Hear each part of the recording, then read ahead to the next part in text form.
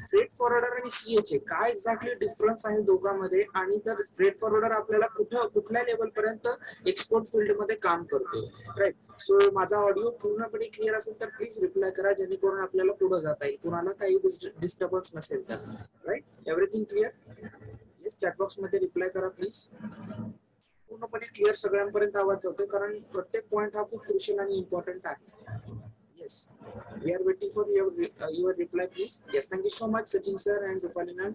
So let's start for the session. हा section start करण्या अगोदर काही बेसिक जर्नी दाखवतो, आपली एक्सपोर्ट जर्नी स्टार्ट कुठून होते आणि ऍट द लास्ट मोमेंट कुठेपर्यंत जायचं आहे, आणि ह्याच्या पुढे सुद्धा खूप काही गोष्टी आपल्याला कव्हर करायच्या आहेत. त्याचबरोबर अजून काही आपण गोष्टी प्लॅन करतो, जसं की स्टफिंग वगैरे, प्रॅक्टिकली सगळ्या गोष्टी आणि फिजिकल क्लासमध्ये वगैरे. बट इनिशियली ज्या काही गोष्टी आहेत, आपली वर्किंग कशी आहे, शेड्यूल कसं आहे, तो एक ओव्हरव्ह्यू देईल, आणि त्याच्यानंतर आपले जे काही प्रश्न असतील, बी फ्रँक आणि ask everything to Siddhesh sir, right. So let's start for the session. Initially बघा, आपण प्रत्येक वीक मध्ये खूप काही नवीन लोक जोडतात आपल्यासोबत, outstanding 20, 30, 40, it depends on people who are interested. जे तुम्ही लोक एक्सपोर्ट फील्ड मध्ये इंटरेस्टेड असतात, त्या प्रत्येक, इव्हन यामध्ये अशा गोष्टी आहेत कुणीही एक्सपर्टीज नसतो, त्यामुळे आपल्यापर्यंत येतो. त्यामध्ये स्टुडंट्स असतील, टीचर्स आहेत, त्यामध्ये प्रोफेशनल एक्सपोर्टर्स आहेत, सीएच आहेत, ट्रेडर आहेत, सप्लायर आहेत, फ्रेट फॉरवर्डर आहेत, आणि एन नंबर ऑफ लोक आपल्यासोबत कंटिन्युअसली जुडत असतात. परंतु आपण त्यांना एक journey from theoretical to practically export ही कशा पद्धतीने आपण कव्हर करतो, सो ती शो करण्यासाठी मी काही तुम्हाला पॉइंट्स दाखवतो. इनिशियली प्रत्येकाचं जे कोणी फर्स्ट वेबिनार असेल, किंवा काही लोक नवीन असतील ज्यांना विचार असेल की वेबिनार जॉईन करायचा, तर आपला वेबिनार सॅटर्डे संडेला असतो, आणि त्यामध्ये ऑलमोस्ट तुम्हाला मॅक्झिमम इन्फॉर्मेशन दिली जाते. त्याच्या पुढे तुम्ही माझ्यासोबत जोडून काम करायचं का नाही ठरवू शकता, आणि तिथून तुमची एक्सपोर्ट जर्नी स्टार्ट होईल. सो इनिशियली वेबिनार्स मधून खूप साऱ्या गोष्टी तुम्हाला एक कॉन्फिडन्स निर्माण होतो, एक्सपोर्ट फील्ड मध्ये कसं काम केलं पाहिजे, काय काय गोष्टी असतात, बेसिक इंट्रोडक्शन. परत एक्सपोर्ट सुरुवात करू शकतो का मराठी माणूस, जे डोक्यामध्ये त्याच्या असतं की एक्सपोर्ट हे पहिल्यांदा जरी ऐकलं असेल तर मी करू शकतो का, ही जी भीती आहे त्या सेशन मध्ये पूर्णपणे जाते. आणि लोकांसोबत झालेलं आहे आउटस्टँडिंग खूप सारा, ऑलमोस्ट थाउजंड्स ऑफ लोकांना आतापर्यंत मी ट्रेन केले. त्याचबरोबर they are on the way, exactly त्या प्रत्येकाचा स्वतःची एक रेस आहे, जर्नी. सो कुणासोबत ते कम्पेअर करत नाहीत, आणि त्यांची जर्नी स्वतःसोबत चालू आहे, आणि दे विल बी एक्सपोर्ट. काही लोक एक्सपोर्ट फील्ड मध्ये आहेत, काही लोक कंपनी सेटअप, आणि an number of things. Theoretical journey connect केल्यानंतर ज्या लोकांना इंटरेस्ट असतो की एक्सपोर्ट मध्ये पुढे काम करायचंय, so we are arranging one meeting, physical meeting. ती फिजिकल मीटिंग कशासाठी घेतो, तर आपले इंटरॅक्शन होणं गरजेचं आहे. त्या इंटरॅक्शन मधनं आपल्याला एकमेकाला जाणून घेऊन एक्झॅक्टली एक्सपोर्ट मध्ये अजून काय गोष्टी करता येतील, फील्ड वरती जाऊन कसं काम करता येईल, सप्लायर्स कसे आहेत. इव्हन वी आर गोइंग, पुढल्या वेळेस आपण काही मुंबईचे सप्लायर्स बघणार आहोत. ऍपल इम्पोर्ट करतात इराण वरनं वगैरे, तर त्या ऍपलचं कंटेनर सेलिंग कसं होतं, त्यानंतर एक्झॅक्टली वाशी मार्केटमध्ये काय प्रोडक्ट्स कसे सेल होतात, त्याची बोली कसं लागते, त्यानंतर कंटेनर स्टफ कसा होतो, कुलिंग एरिया वाशी मधला सगळं जेएनपीटी पोर्ट कसा असतो, सगळ्या गोष्टी आपल्याला बघता येतील. बट आपण फिजिकल मीटिंग्स मध्ये या पूर्ण गोष्टी एक्सप्लेनेशन करतो, आणि जे लोक जस्ट थेरॉटिकल अटेंड करून बसतात त्यांना एक क्वेश्चन असा असतो की पुढे मी काय करायचं, राईट. सो त्यासाठी तुम्हाला प्लॅटफॉर्म निर्माण केले जातात.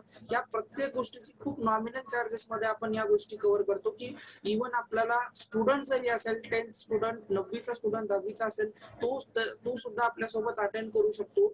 ई कॉमर्स पार्ट सोबतच डॉक्युमेंटेशन पार्ट म्हणा, किंवा कुठला other business opportunity, business setup, या खूप साऱ्या गोष्टी आपण आउटस्टँडिंग सांगतो. आणि ज्यावेळेस तुम्ही माझ्यासोबत कनेक्ट होता, तुमची जर्नी स्टार्ट होते. तर तिथून आपले खूप वेबिनार्स चालतात, सोमवारी लाईव्ह वेबिनार असतात, जेव्हा कधी वेळ मिळेल.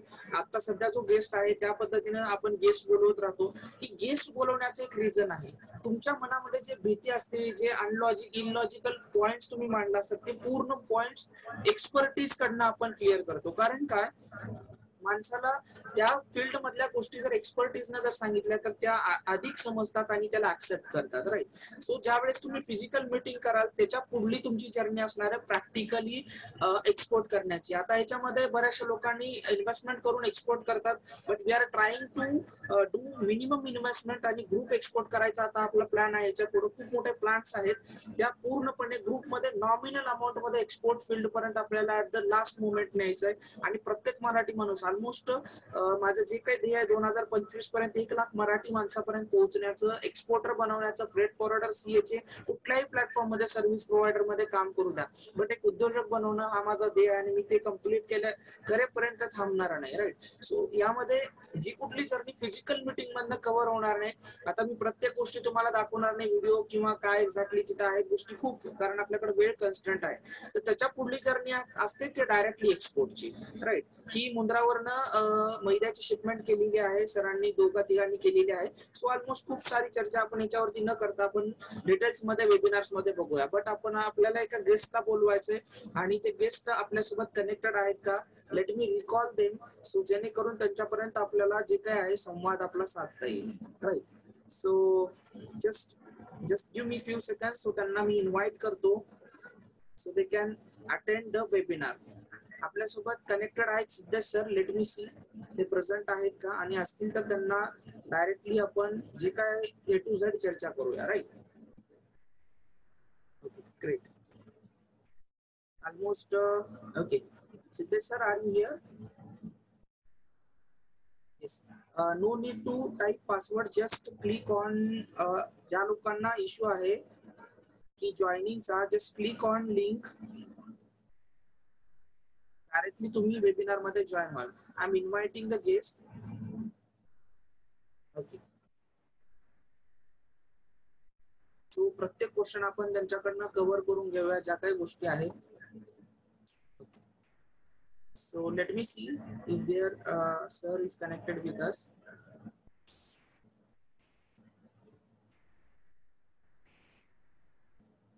Okay, they are connecting with us. Just wait for a few seconds. आणि आपल्या सोबतच असतील डायरेक्टली सगळ्या काही गोष्टी आहेत आपण बघून घेऊ. ओके.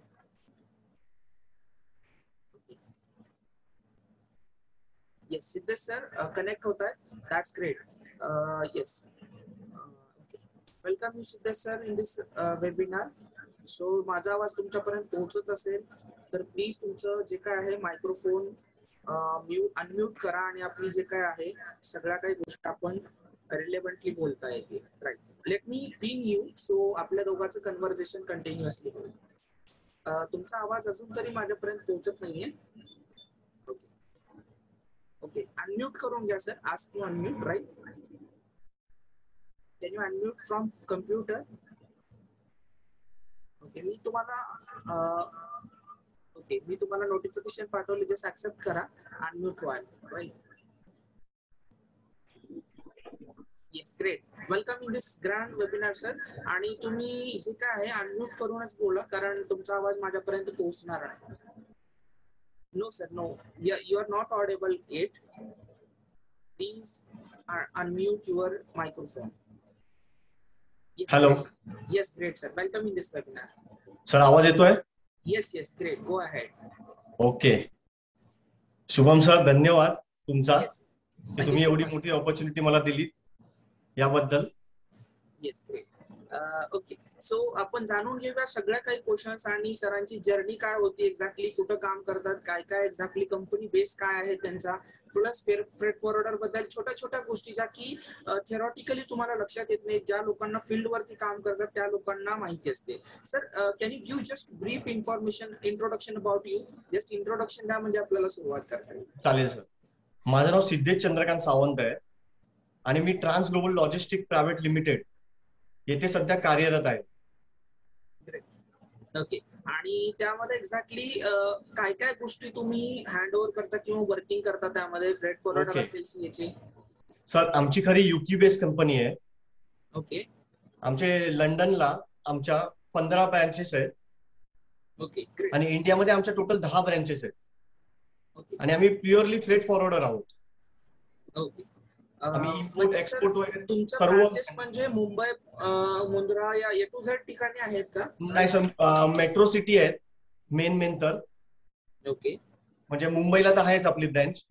मुंबई, बँगलोर, कोलकाता, चेन्नई, दिल्ली या आमच्या मेट्रो सिटीज वाईज ब्रँचेस आहेत.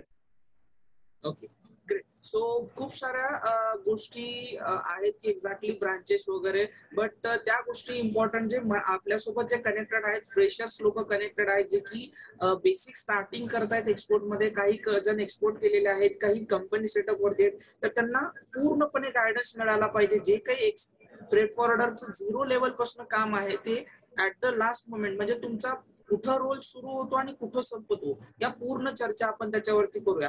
बट इनिशियली मला एक विचारायचं की तुमचा रोल एक्झॅक्टली कुठं स्टार्ट होतो, तुम्ही सीएचए म्हणून वर्किंग करता, डिफरन्स काय आहे सीएचए आणि फ्रेट फॉरवर्डर मधला? बघा सर, सीएचए म्हणजे जेव्हा तुमचा माल रेडी होतो, कोणताही माल, तर तो सीएचए कडे फर्स्ट सीएचए कडे येतो, तो कस्टम क्लिअरिंग साठी. तो जो सीएचए कस्टम क्लिअरिंग करतो तो माल. ओके, म्हणजे त्यांच्या इनवॉइस, हा बोला राईट. ना. आता बघा इनवॉइस आणि पॅकिंग लिस्ट पाठवतात तुम्ही लोक, मग त्याच्यानुसार चेकलिस्ट बनवली जाते ओके कस्टम मध्ये. म्हणजे जो सीएचए असतो तो कस्टम क्लिअरिंग करतो आणि ती चेकलिस्ट बनवतो. चेकलिस्ट नंतर जे पुढचं काम असतं ते फॉरवर्डरचं असते. अच्छा ग्रेट. म्हणजे तुमचं काम एक्झॅक्टली कुठून स्टार्ट होतं? आता कंटेनर आपल्याला बुक करायचा, तो सीएचए करून देईल, राईट? नाही, तुमचं नाही देणार स्टार्टिंग कुठून सीएचए होतं? करून, नाही देणार सर. ओके, सीएचए असतो तो आम्हाला सांगतो मग बरोबर. फॉरवर्डरला. म्हणजे एक्झॅक्टली काही जे सीएचए आहेत ऑलरेडी फ्रेट फॉरवर्डर आहेत, they are yes, working in both, त्यामुळे त्या हो, गोष्टी करून देऊ शकतात. बट करून तुमचं देऊ शकतात. स्पेसिफिकली फ्रेट पण फॉरवर्डर आहे, राईट? सर एक मला बोलायचं आहे, सीएचए असतो ना जो सीएचए, तो आमच्यासारख्या फ्रेट फॉरवर्डरना शोधत असतो. ते स्वतः भरपूर मोठे मोठे सीएचए ते स्वतः करतात. आता जे छोटे सीएचए कडे तुम्ही गेला ते आमच्याकडेच येतात. म्हणजे ते स्वतःचे जे फ्रेट आहे ते ऍड करून परत आमच्याकडे येतात. त्यामुळे ओके शिपर लोकांना जास्त फ्रेट पडतो. ओके म्हणजे ते त्यांची मार्जिन ठेवून परत आमची पण मार्जिन आम्ही ठेवतो. त्यामुळे तो रेट जास्त होतो. जो रेट तुम्हाला 300 आमच्याकडनं मिळणार असेल, तो तुम्ही सीएचए थ्रू गेलात तर तुम्हाला अजून 450 किंवा 400 पडतो. अच्छा ग्रेट. म्हणजे जो काय आहे, आपण जर समजा जे फ्रेशर लोक असतात डायरेक्टली सीएचए ला कनेक्ट होतात, तर बरोबर आहे. सीएचए फ्रेट फॉरवर्डरला कनेक्ट होऊन जे काही फ्रेट आहे, चार्जेस, सगळ्या काही गोष्टी कव्हर करतो, आणि तो त्याच्यामध्ये थोडा जो काही आपला भाग आहे तो सुद्धा ऍड इन्क्लूड करून येस, जो येस, काय आहे कस्टमर पर्यंत शेअर करतो. म्हणजे नक्कीच बरोबर. ती शिपमेंट $100, $1000, 1100-1200 पर्यंत महागडी जे पण जाते. आहे ते जसा फ्रेट असेल त्याप्रमाणे तो ठेवणार त्याचे पैसे. Okay okay great. म्हणजे ऑलमोस्ट 50-60 हजार सुद्धा डिफरन्स होऊ शकतो, राईट? होऊ शकतो सो सर. येस. ग्रेट. म्हणजे एक गोष्ट लक्षात घेण्यासारखी अशी आहे की ज्या वेळेस तुम्ही सीएचए किंवा फ्रेट फॉरवर्डर निवडता, हे खूप इम्पॉर्टंट गोष्ट आहे. त्यामधनं जर तुमचे 50-60 हजार रुपये जर सेव्ह होत असतील, तर तेच पैसे तुमच्या प्रॉफिट मध्ये कन्व्हर्जन होऊ शकतात ज्यावेळी हो सर. तुम्ही किंवा नेक्स्ट बरोबर शिपमेंट सीएचए. तुम्ही यूज करू शकता तेच पैसे. Okay. So company shipment terms काय असतात एक्झॅक्टली सर? म्हणजे company shipment yes yes payment terms. Yes, payment terms काय तर असतात? पेमेंट टर्म कशा असतात माहितीये? जो नवीन शिपर असतो, जो आमच्याबरोबर न्यू जॉईन होतो, त्याचा आम्ही डायरेक्ट बीएल अगेन्स्ट पेमेंट करतो. पण ओके जे शिपर आमच्याबरोबर रेग्युलर बेसिसवर काम करतात, समजा 2 शिपमेंट झाल्या, 4 शिपमेंट झाल्या, कंपनीला कळतं की बाबा यांच्याकडे खरंच हे लोक रेग्युलरली काम करणार आहे किंवा यांचा शिपमेंट जातात आहेत, तेव्हा कंपनी काय करते, त्यांना थोडं कन्सेशन देते. म्हणजे 15 दिवस वगैरे त्यांना टाइम देते की तुम्ही 15 दिवसात क्रेडिट पिरियड देऊन त्यानंतर तुम्ही पैसे आमचे आम्हाला द्या. ओके. आणि त्याच्यामध्ये सर एक बेसिक गोष्ट की शिपमेंटचे कसे टाइप्स असतात, types of shipment shipments? Shipment types मध्ये सर एफसीएल असतो, एलसीएल असतो. आता एफसीएल म्हणजे काय असते सर? जो आपण तुम्ही स्वतः शिपर आहात आणि तुम्हाला स्वतःचा फुल डबा तुमचाच असणार, फुल लोड कंटेनर, ओके म्हणजे पूर्ण डब्यात तुमचाच माल असणार फक्त, त्याला बोलतात एफसीएल. आणि एलसीएल असं सर, आता तुमच्यासाठी 10 जण आहेत, 10 शिपर आहेत, त्यांना 2-2 बॉक्सच पाठवायचे, एक्सपोर्ट करायचे समजा एक्झाम्पल. तर ते आता 2 बॉक्स साठी थोडी पूर्ण कंटेनर भरणार. बर. आता एक एक्झाम्पल देतो तुम्हाला, जर फेलिक्स स्टोरचा रेट आहे आताच्या कंडिशनला $7,000, ओके बरोबर, आणि त्यांचा फेलिक्स स्टोरला 2 बॉक्सच त्यांना पाठवायचे फक्त, तर 2 बॉक्स साठी त्यांना $7,000 कशाला ते पेड करणार? आता ते त्याच्यासाठी एक म्हणजे एक टर्म्स अजून एक वाढवतात हे लोक, की एलसीएल डब्बा तयार करतात. एलसीएल म्हणजे काय, 10 शिपर असतात, ते 10 शिपर त्यांचे 2-2 बॉक्सेस एकाच डब्यामध्ये भरणार, म्हणजे एका कंटेनरमध्ये भरणार, आणि तो कंटेनर आपण एक्सपोर्ट करतो. मग मग सर त्याच्यात हे बेनिफिट डिसाइड असतं कोण सर. करतं? आता बघा सिम्प्लिसिटी मध्ये आता समजा आम्ही ग्रुप मध्ये आहोत आणि 10 बरोबर. लोकांना एक्सपोर्ट करायचं, राईट? येस, सो तुमचा ग्रुप नसतो असं, आमच्याकडे पण वेगवेगळे शिपर असतात. तुमचं फक्त पोर्ट असते की मला बाबा फेलिक्स स्टोरला 2 डबे पाठवायचे माझे, ते सीबीएम वर मोजले जातात. मग आम्ही त्यांना पर सीबीएम, आता मी तुम्हाला फेलिक्स स्टोरचा रेट सांगतो, करंट रेट $35 चालू आहे. ओके, तुमचं ग्रेट प्रॉफिटच आहे ना, कुठे $7,000 आणि कुठे $35 पर सीबीएम. ग्रेट, खूप मोठा. डिफरंट आहे. म्हणजे हा राईट, एक पूर्ण कंटेनर न बुक करता हा डायरेक्टली आपण जे काय 10 लोकांमध्ये कंटेनर बुकिंग करून तुम्ही देता आणि जो काही रेट आहे $7,000चा रेट कम्प्लिटली $35 वरती येतो. $35 वर आणि येतो. येस, ते आणि एलसीएल असतो तो सीबीएम मध्ये मोजला जातो कधी पण. तर जसं सीबीएम असेल तसं तुमचं रेट हे होणार, कॅल्क्युलेट होणार त्याच्यानुसार. पर सीबीएम $35 आहे. समजा तुमचं 2 सीबीएम आहे, तुमचं $70 मध्ये काम झालं तुमचं. असे तुमच्यासारखे 10 शिपर असतील तर 10 शिपरचा जो जो सीबीएम आहे आम्ही एकत्र करतो आणि एकच बॉक्स बनवतो, कंटेनर बनवतो आणि तो एक्सपोर्ट करतो. त्यामुळे शिपरचा पण प्रॉफिट होतो आणि आमचा डबा पण फुल होतो. Okay, great. आता म्हणजे ऑलमोस्ट सर मला एक क्वेश्चन असा एक विचारायचा की एक सिम्प्लिसिटी मध्ये सांगा, एक ड्राय कंटेनरचा काय ऍव्हरेज फ्रेट चालू आहे, कारण कंटिन्युअसली चेंजेस होत राहतात. समजा बरोबर आहे. आपल्याला कंटेनर बुकिंग करून हवंय पूर्णपणे, येस. तर एक ड्राय कंटेनर 20 फीट आणि 40 फीट दोन्हीचे Yes. चार्जेस काय पडत असतील आपल्याला? तर कसं आहे माहिती आहे काय, 20 फीट आणि 40 फीट फ्रेट वेगवेगळे असतात. प्रत्येक पोर्ट नुसार फ्रेट वेगवेगळे असतात. फ्रेट जस्ट कधीच पण कन्सिडरिंग तुम्हाला जेएनपीटी पोर्ट आपण तेवढा पुरतं बोलूया म्हणजे आपल्याला लक्षात येईल सर. नाही नाही तसं नाही सर. तुम्हाला मी सांगतो, फ्रेट आहे ना, फ्रेट चार्जेस ते प्रत्येक पोर्ट वाईज. जेबल घ्या तुम्ही वेगळे येणार, युके घ्या वेगळे येणार, युएस घ्या वेगळे येणार, येस, शुअर. आणि बाकीचे बेसिक रेट आहेत ना ते फिक्स असतात. आता बेसिक मध्ये तुम्हाला काय असते, बीएल चार्जेस, म्हणजे फ्रेट रेट सोडून सांगतो तुम्हाला. बीएल चार्जेस असते, बीएल चार्जेस 3,500 असते किंवा 4,000. बीएल इट मीन्स, मला लोकांना सांगायचं की BL means bill of lading असते. ज्यावेळेस तुम्ही Bill of एक्सपोर्ट lading. करता तुम्हाला एक Yes. कॉपी दिली जाते, त्या कॉपीवरच सिद्ध होतं की तुम्ही एक एक्सपोर्ट केला हा कंटेनर. त्या कंटेनर जे काही बीएलचे चार्जेस आहेत ते 3,500 रुपये पडतात. सर मी फ्रेट बद्दल नाही बोलत होतो की एक्झॅक्टली मला एक कन्स्टंट, आपण दुसऱ्या पोर्टचं जाऊ द्या, बट आपण ज्या ठिकाणी तुम्ही काम करताय कन्स्टंट आपण आजचा फ्रेट पकडूया किंवा या मधला की एक्झॅक्टली एक 20 फीट आणि 40 फीट साठी काय चार्जेस जाऊ शकतात. ठीक आहे 1 सर. लाख जे काय असेल प्राइस. आता सर टीएससी 20 ची चालू आहे 8,500 ओके आणि 40 फीट ची चालू आहे 12,500. ओके ही टीएससी आहे. ओके. सगळे ज्या काही गोष्टी आहेत इथं आपल्यासोबत खूप काही नवीन लोक आहेत, सो शॉर्ट Okay. फॉर्म्स मध्ये न सांगता इलॅबोरेट करून ही सांगा. ही सर टर्मिनल हँडलिंग चार्जेस आहेत हे येस, आपले. आता त्यांना जे एक्सप्लेन आपण होईल. जे आपण नावाशेवाला जो माल वगैरे हँडल करतो त्याचे चार्जेस आहे टर्मिनल हँडलिंग चार्जेस. बरोबर. याची 20 फीटची टीएससी म्हणजे शॉर्ट फॉर्म सांगतो तुम्हाला, टीएससी ही 8,500 आहे आणि 40 फीटची 12,500 आहे. ओके. म्हणजे आता तुम्हाला जेव्हा almost बिल येते, तुम्हाला जेव्हा बिल तुमच्या हातात येते तेव्हा तुम्ही चेक कराल तर बिलवर freight charges, TSC charges, documentation charges आणि अदर 1-2 चार्जेस असतात. एमआयसी चार्जेस वगैरे ते 150-200 रुपये एवढेच असतात. म्हणजे या 3-4 गोष्टीच असतात ज्या बिल मध्ये तुम्हाला लागून येतात. ओके. हा. आणि फ्रेट काय लागतो सर ऍव्हरेज? आत्ताचा काय चालू आहे? आपल्याला चेंजेस बघायचे नाही, जस्ट आत्ताचा काय फ्रेट चालू आहे? म्हणजे असं कुठल्या पोर्टचं चालू असेल त्यानुसार अवलंबून आहे ना. आता yes. समजा जेवलेलीचा चालू आहे $1,100 चालू आहे 20 फीटचा. Okay, exactly. मग आणि इंडिया मधनं काय पोर्टचं चालू आहे फ्रेट? इंडियामधून म्हणजे सर आता बघा आपल्याला जेबेल आली एक स्पेसिफिक पोर्ट झाला, प्रत्येक पोर्टचे डिफरन्सेस आहेत. हा डिफरन्स आहे. हा, इंडियामधूनच सर आहे, नावाशिवाय टू जेबल अली असतो. ओके, पूर्ण सांगितलं. पूर्ण फ्रेट तेवढाच आहे. म्हणजे आम्ही नावाशिवावरनं जो कंटेनर पिकअप करणार तो आपण जेबल अली पर्यंत नेणार. बरोबर बरोबर. याचे चार्जेस पूर्ण चार्जेस तेवढे आहेत. Great. त्याचे आणि पूर्ण चार्जेस तुम्हाला सांगतो सर मी. फ्रेट लागतं एक फ्रेट, तो $1,100 आहे फ्रेट. त्याच्यानंतर टीएससी लागणार तुम्हाला. जर 20 असेल तर 8,500 लागणार, 40 असेल तर 12,500 लागणार टीएससी. ऑलमोस्ट सर जर टोटल कॅल्क्युलेशन केले तर ऍव्हरेज व्हॅल्यू काय येते पूर्ण कंटेनरची? फ्रेट म्हणजे जेबेल आली पर्यंत आपण पाठवतो, आपण जे स्पेसिफिक जेबेल आली किंवा मस्कट किंवा अदर कुठलाही कंट्री किंवा घ्यायचं नाही, आपल्याला स्पेसिफिक कंट्रीसाठी बघूया आणि जेबीएल आली स्पेसिफिक पोर्ट साठी बघूया. जेबल साठी मी 20 फीटची सांगतो तुम्हाला. 1,100 इंटू $80 रेट चालू आहे.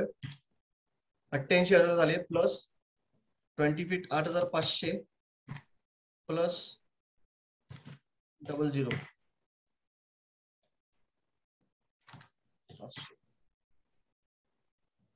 ओके. ऑलमोस्ट ऍव्हरेज जरी सांगितलं 1,02,000 होतात सर एव्हरेज. राईट. जेबल 1,02,000 होतात, बट हे फ्रेट फॉरवर्डर कडनं. जर ह्याच गोष्टी जर तुम्ही डायरेक्टली सीएचे कडनं घेतला, ज्यांच्याकडे फ्रेट फॉरवर्डिंग नाहीये, तर सर आरामात 1,35,000 1,40,000 नाही सर, पर्यंत याच्यात जाऊ शकतो. सीएचे चार्जेस नाही आहेत. सीएचे नाही चार्जेस नाही, मी वेगळे असतात. सीएचे म्हणत नाहीये. सीएचे जो कंटेनर हा, बुकिंग करून देतो येस येस तो येस. एक्स्ट्रा चार्जेस त्यामध्ये ऍड करतो, राईट. तर एवढा म्हणून मोठा डिफरन्स त्यामध्ये पडतो. म्हणून मी शिपर लोकांना एक सांगेन तुम्हाला की तुम्ही सीएची कडनं पण रेट घ्या आणि फ्रेट फॉरवर्डिंग करून पण घ्या. तुम्हाला स्वतःलाच डिफरन्स कळेल की किती डिफरन्स आहे. ग्रेट. म्हणजे तुम्हाला ज्यावेळेस स्वतःला डिफरन्स बघता येईल की कोणामध्ये किती आहे, डिफरन्स किती होतोय रेटचा वगैरे.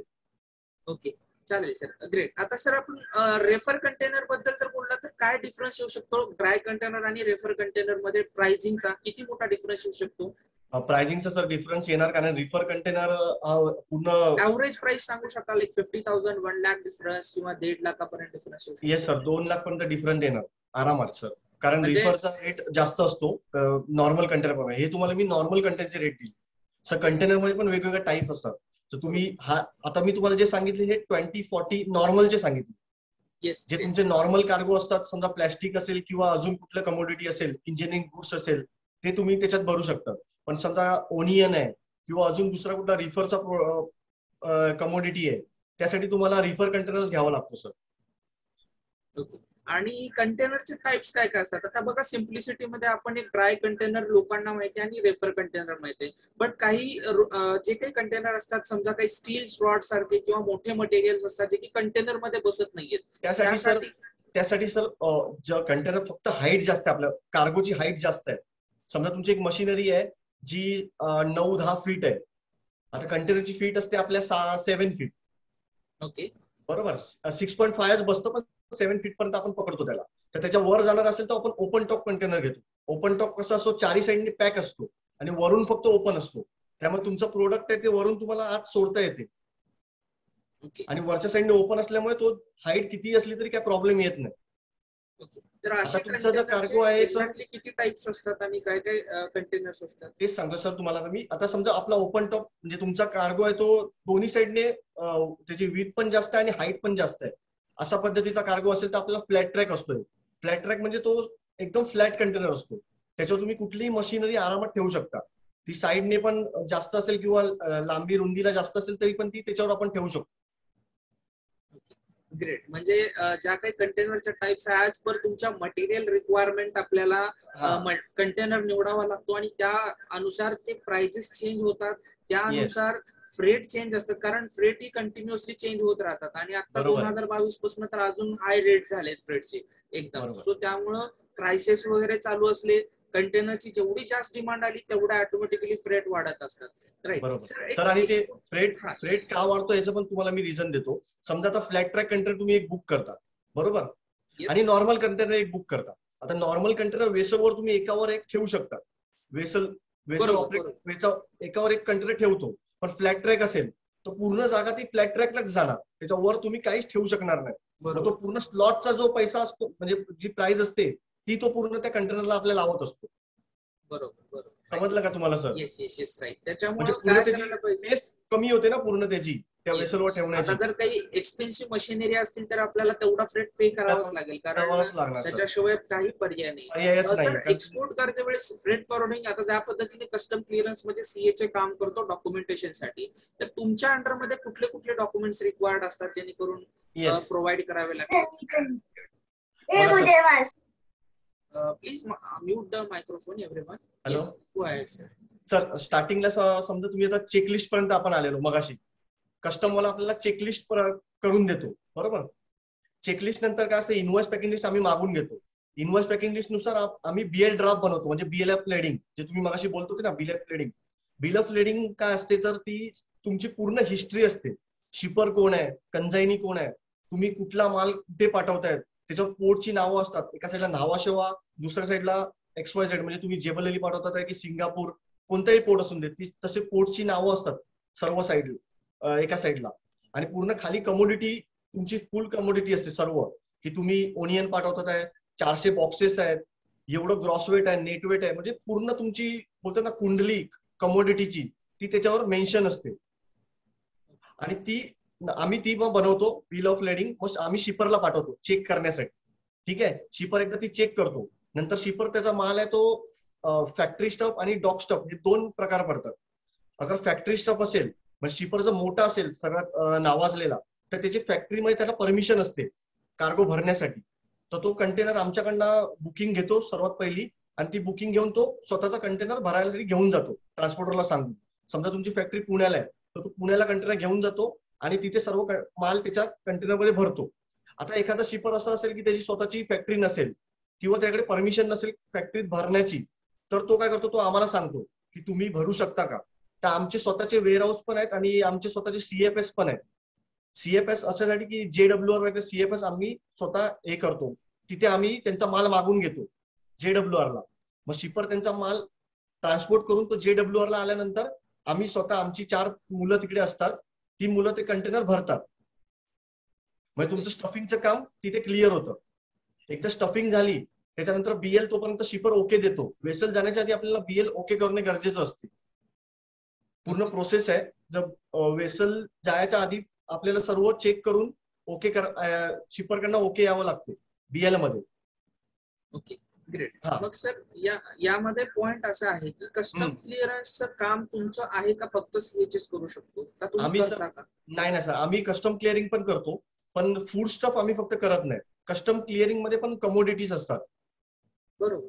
म्हणजे आम्ही समजा sir pharmaceutical, chemical, plastic, machinery असे प्रोडक्ट आम्ही करतो.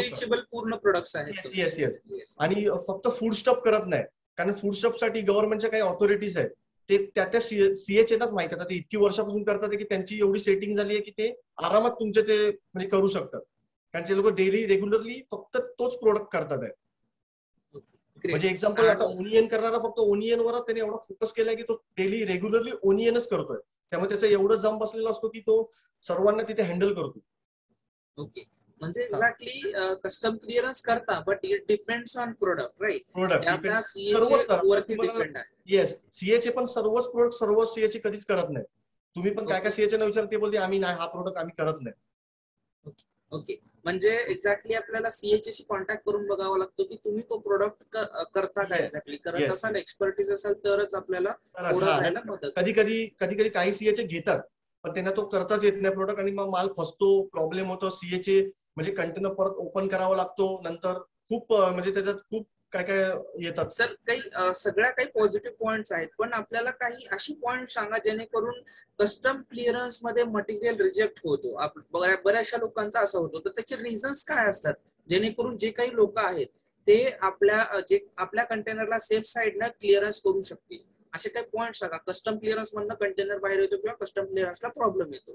सर कस्टम क्लिअरिंग प्रॉब्लेम म्हणजे त्याचे जेव्हा डॉक्युमेंट जेव्हा ते फाईल करतात ई संचितवर, ते आपण जर परफेक्ट फाईल केले तर काहीच प्रॉब्लेम येत नाही. प्रॉब्लेम कधी येतो सर, जेव्हा डॉक्युमेंट मध्ये काही गडबड झाली ना तरच कस्टम वाला येऊन डायरेक्ट तुम्हाला कंटेनर ओपन करायची ऑर्डर देतो किंवा तो माल चेक करतो ओपन करून. नाही तर कधीच तो करत नाही, तो साईन देऊन टाकतो sir.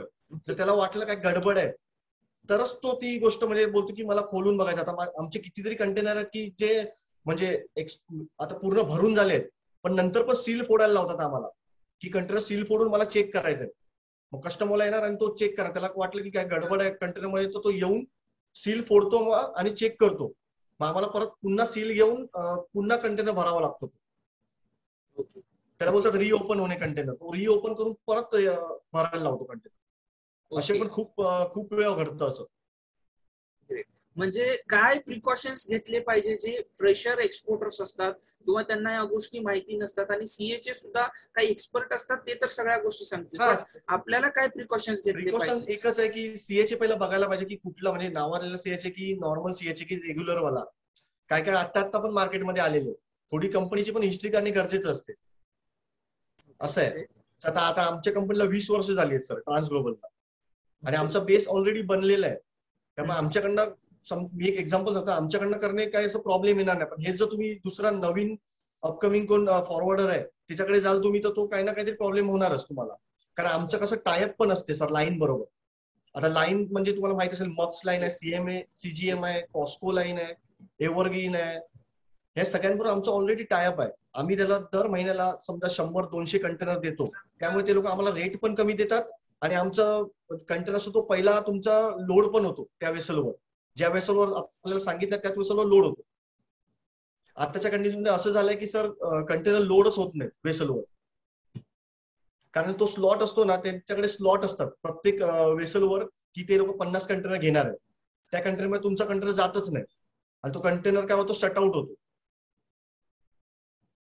Yes, great. Just a second sir, just for while एक कॉल आहे इम्पॉर्टंट. Just second.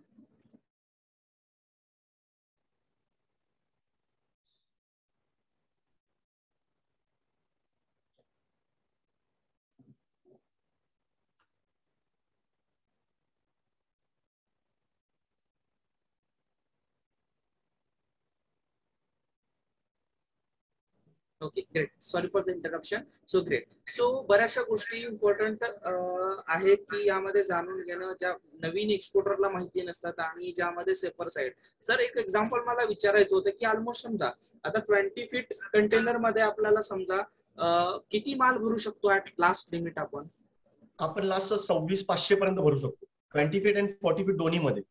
त्याच्या वर भरला तर तो कंटेनर एक तर तुम्हाला प्रॉब्लेम होणार पुढे. ओके. कस्टम मध्ये प्रॉब्लेम होतो सर. त्यामुळे 26,500 परफेक्ट हे आहे की तेवढ्यापर्यंत तुम्ही कंटेनर भरू शकता, तेवढ्या केजीस पर्यंत. आणि सर आता सर्व प्रोसिजर पण वेगळी झाली. पहिला काय होतं, तुमचं फॉर्म 13 वगैरे तुम्हाला तिथेच मिळायचे, म्हणजे लाईनच द्यायची तुम्हाला. पण आता ओडेक्स आल्यापासून ओडेक्स वर सगळं ऑनलाईन होतं. मग तुम्हाला व्हीजीएम आणि फॉर्म 13 साठी ऑनलाईन अप्लाय करायला लागतं. आणि नंतर तुम्हाला तिथून आल्यानंतर तुम्हाला पुढे फॉर्म 13 देऊन तो कंटेनर तुमचा गेट इन होतो वेसलवर. हे सध्या सर आता नवीन चालू केलं आहे सर्व. पहिलं असं सर्व नव्हतं. आता व्हीजीएम वगैरे खूप लक्ष देतात लाईनवर. आता सर शिपर्स किती टाईपचे असतात किंवा तुमच्यासोबत किती एक्झॅक्टली तुम्ही काम करता शिपर्स सोबत? आम्ही आता सर भरपूर शिपर बरोबर काम करतोय.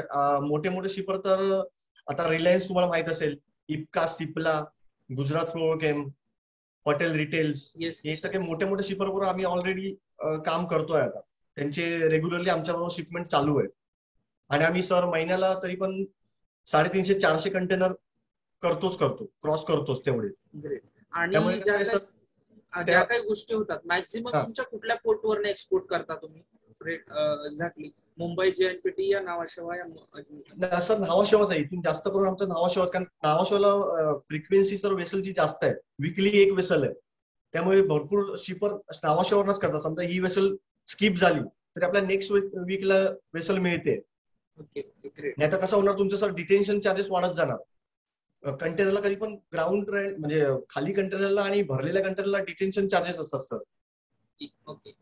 आणि एक्सपोर्ट चार्जेस बद्दल काही सांगू शकाल सर? म्हणजे एक्सपोर्ट चार्जेस काय काय एक्झॅक्टली पडतात, ज्या या व्यतिरिक्त सोडून, फ्रेट सोडलं किंवा हे जे काय तुम्ही सांगितलं त्या व्यतिरिक्त काय चार्जेस पडतात? एवढेच चार्जेस आहेत.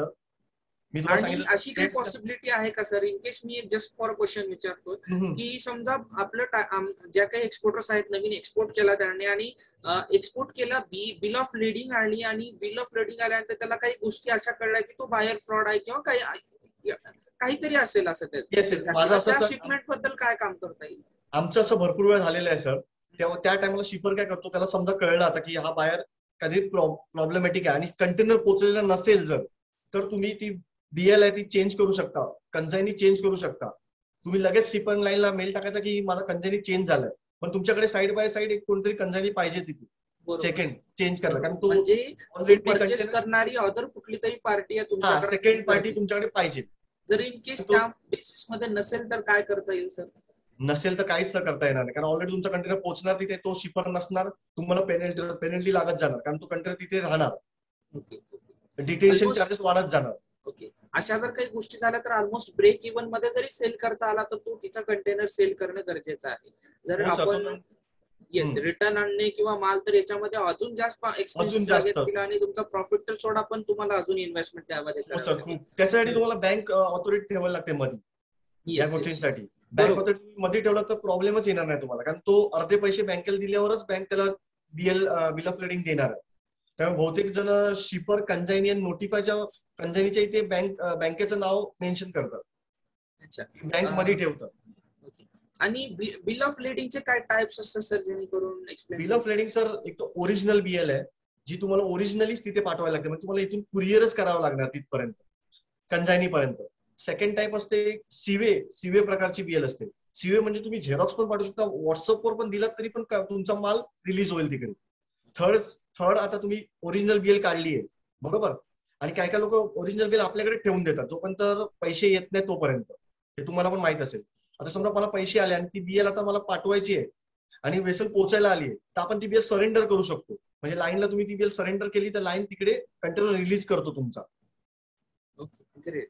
अजून म्हणजे याच्यामध्ये इट डिपेंड्स ऑन बीएल की एक्झॅक्टली तुम्हाला काम कसं करायचं. डिपेंड ऑन शिपर आहे सर. शिपरला बरोबर, कसं शिपर हवे आहे त्याप्रमाणे तो तसं बनवू शकतो. आता अजून आहे की त्याला पार्ट बीएल हवी आहे, म्हणजे त्याच्याकडे 2 प्रोडक्ट आहेत आणि त्याला प्रत्येक प्रोडक्टची 2 बीएल दाखवायचे आहेत समोरच्याला, म्हणजे कंझायनीला. तर तो 2 बीएल बनवतो. तो एक प्रोडक्ट मध्ये समजा दुसरा प्रोडक्ट आहे आणि एका साईडला दुसरा प्रोडक्ट, अशा 2 बीएल तो समोर शो करतो. तसं पण आपण करू शकतो. कारण बरेचसे बाहेर असतात ते BL scan against BL copy पण पेमेंट देतात, त्यामुळे या गोष्टी इम्पॉर्टंट आहेत. नाही sir, scan against BL copy sir, सीवे तुम्ही पाठवला तिकडे स्कॅन आणि त्याने तुम्हाला पेमेंटच केलं नाही तर तुम्ही फसू शकता सर. बरोबर.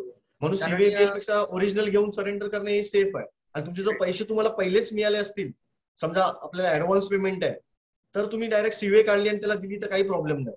किंवा सीवे बीएल कधी वापरतात, जेबल अली, कोलंबो असे जवळचे शिपमेंट आहेत ना की 2-3 दिवसात पोहोचणार आहे, त्या शिपमेंटला लोक सीवे बीएल युज करतात जास्त करून. की समजा तुमच्या 2 दिवसात कंटेनर तिथे पोहोचतोय, मग तुम्ही ओरिजिनल पाठवा, कधी कुरिअर करा, त्यापेक्षा सीवे काढली तुम्ही ताबडतोब त्याला स्कॅन कॉपी पाठवली, काम झालं त्याचं, त्याने कंटेनर रिलीज केला तिथून. ओके. ऑलमोस्ट सर, ज्यावेळेस तुम्ही फ्रेट फॉरवर्डरचं काम करता राईट, तर जे फ्रेशर असतात किंवा ज्यांचा फर्स्ट कंटेनर असतो त्यांना कुठले डॉक्युमेंट्स त्यांच्या जवळ असणं गरजेचं असतं, प्री शिपमेंट म्हणा किंवा पोस्ट शिपमेंट साठी? इनिशियल डॉक्युमेंट्स कुठले रिक्वायरमेंट आहेत शिपमेंट तुमच्यापर्यंत? इनवॉइस पॅकिंग लिस्ट तर त्यांना बनवावीच लागते, कारण इनवॉइस पॅकिंग लिस्ट शिवाय काही होणारच नाही. इनवॉइस पॅकिंग लिस्ट जेव्हा तो सीएचए ला देईल तेव्हा तो पुढचं प्रोसिजर सगळी करणार आहे. इनवॉइस पॅकिंग लिस्ट तुम्हाला लागणारच ती, आणि त्याच्यानुसारच आम्ही बीएल ड्राफ्ट बनवतो इनवॉइस पॅकिंग लिस्टच्या प्रमाणेच.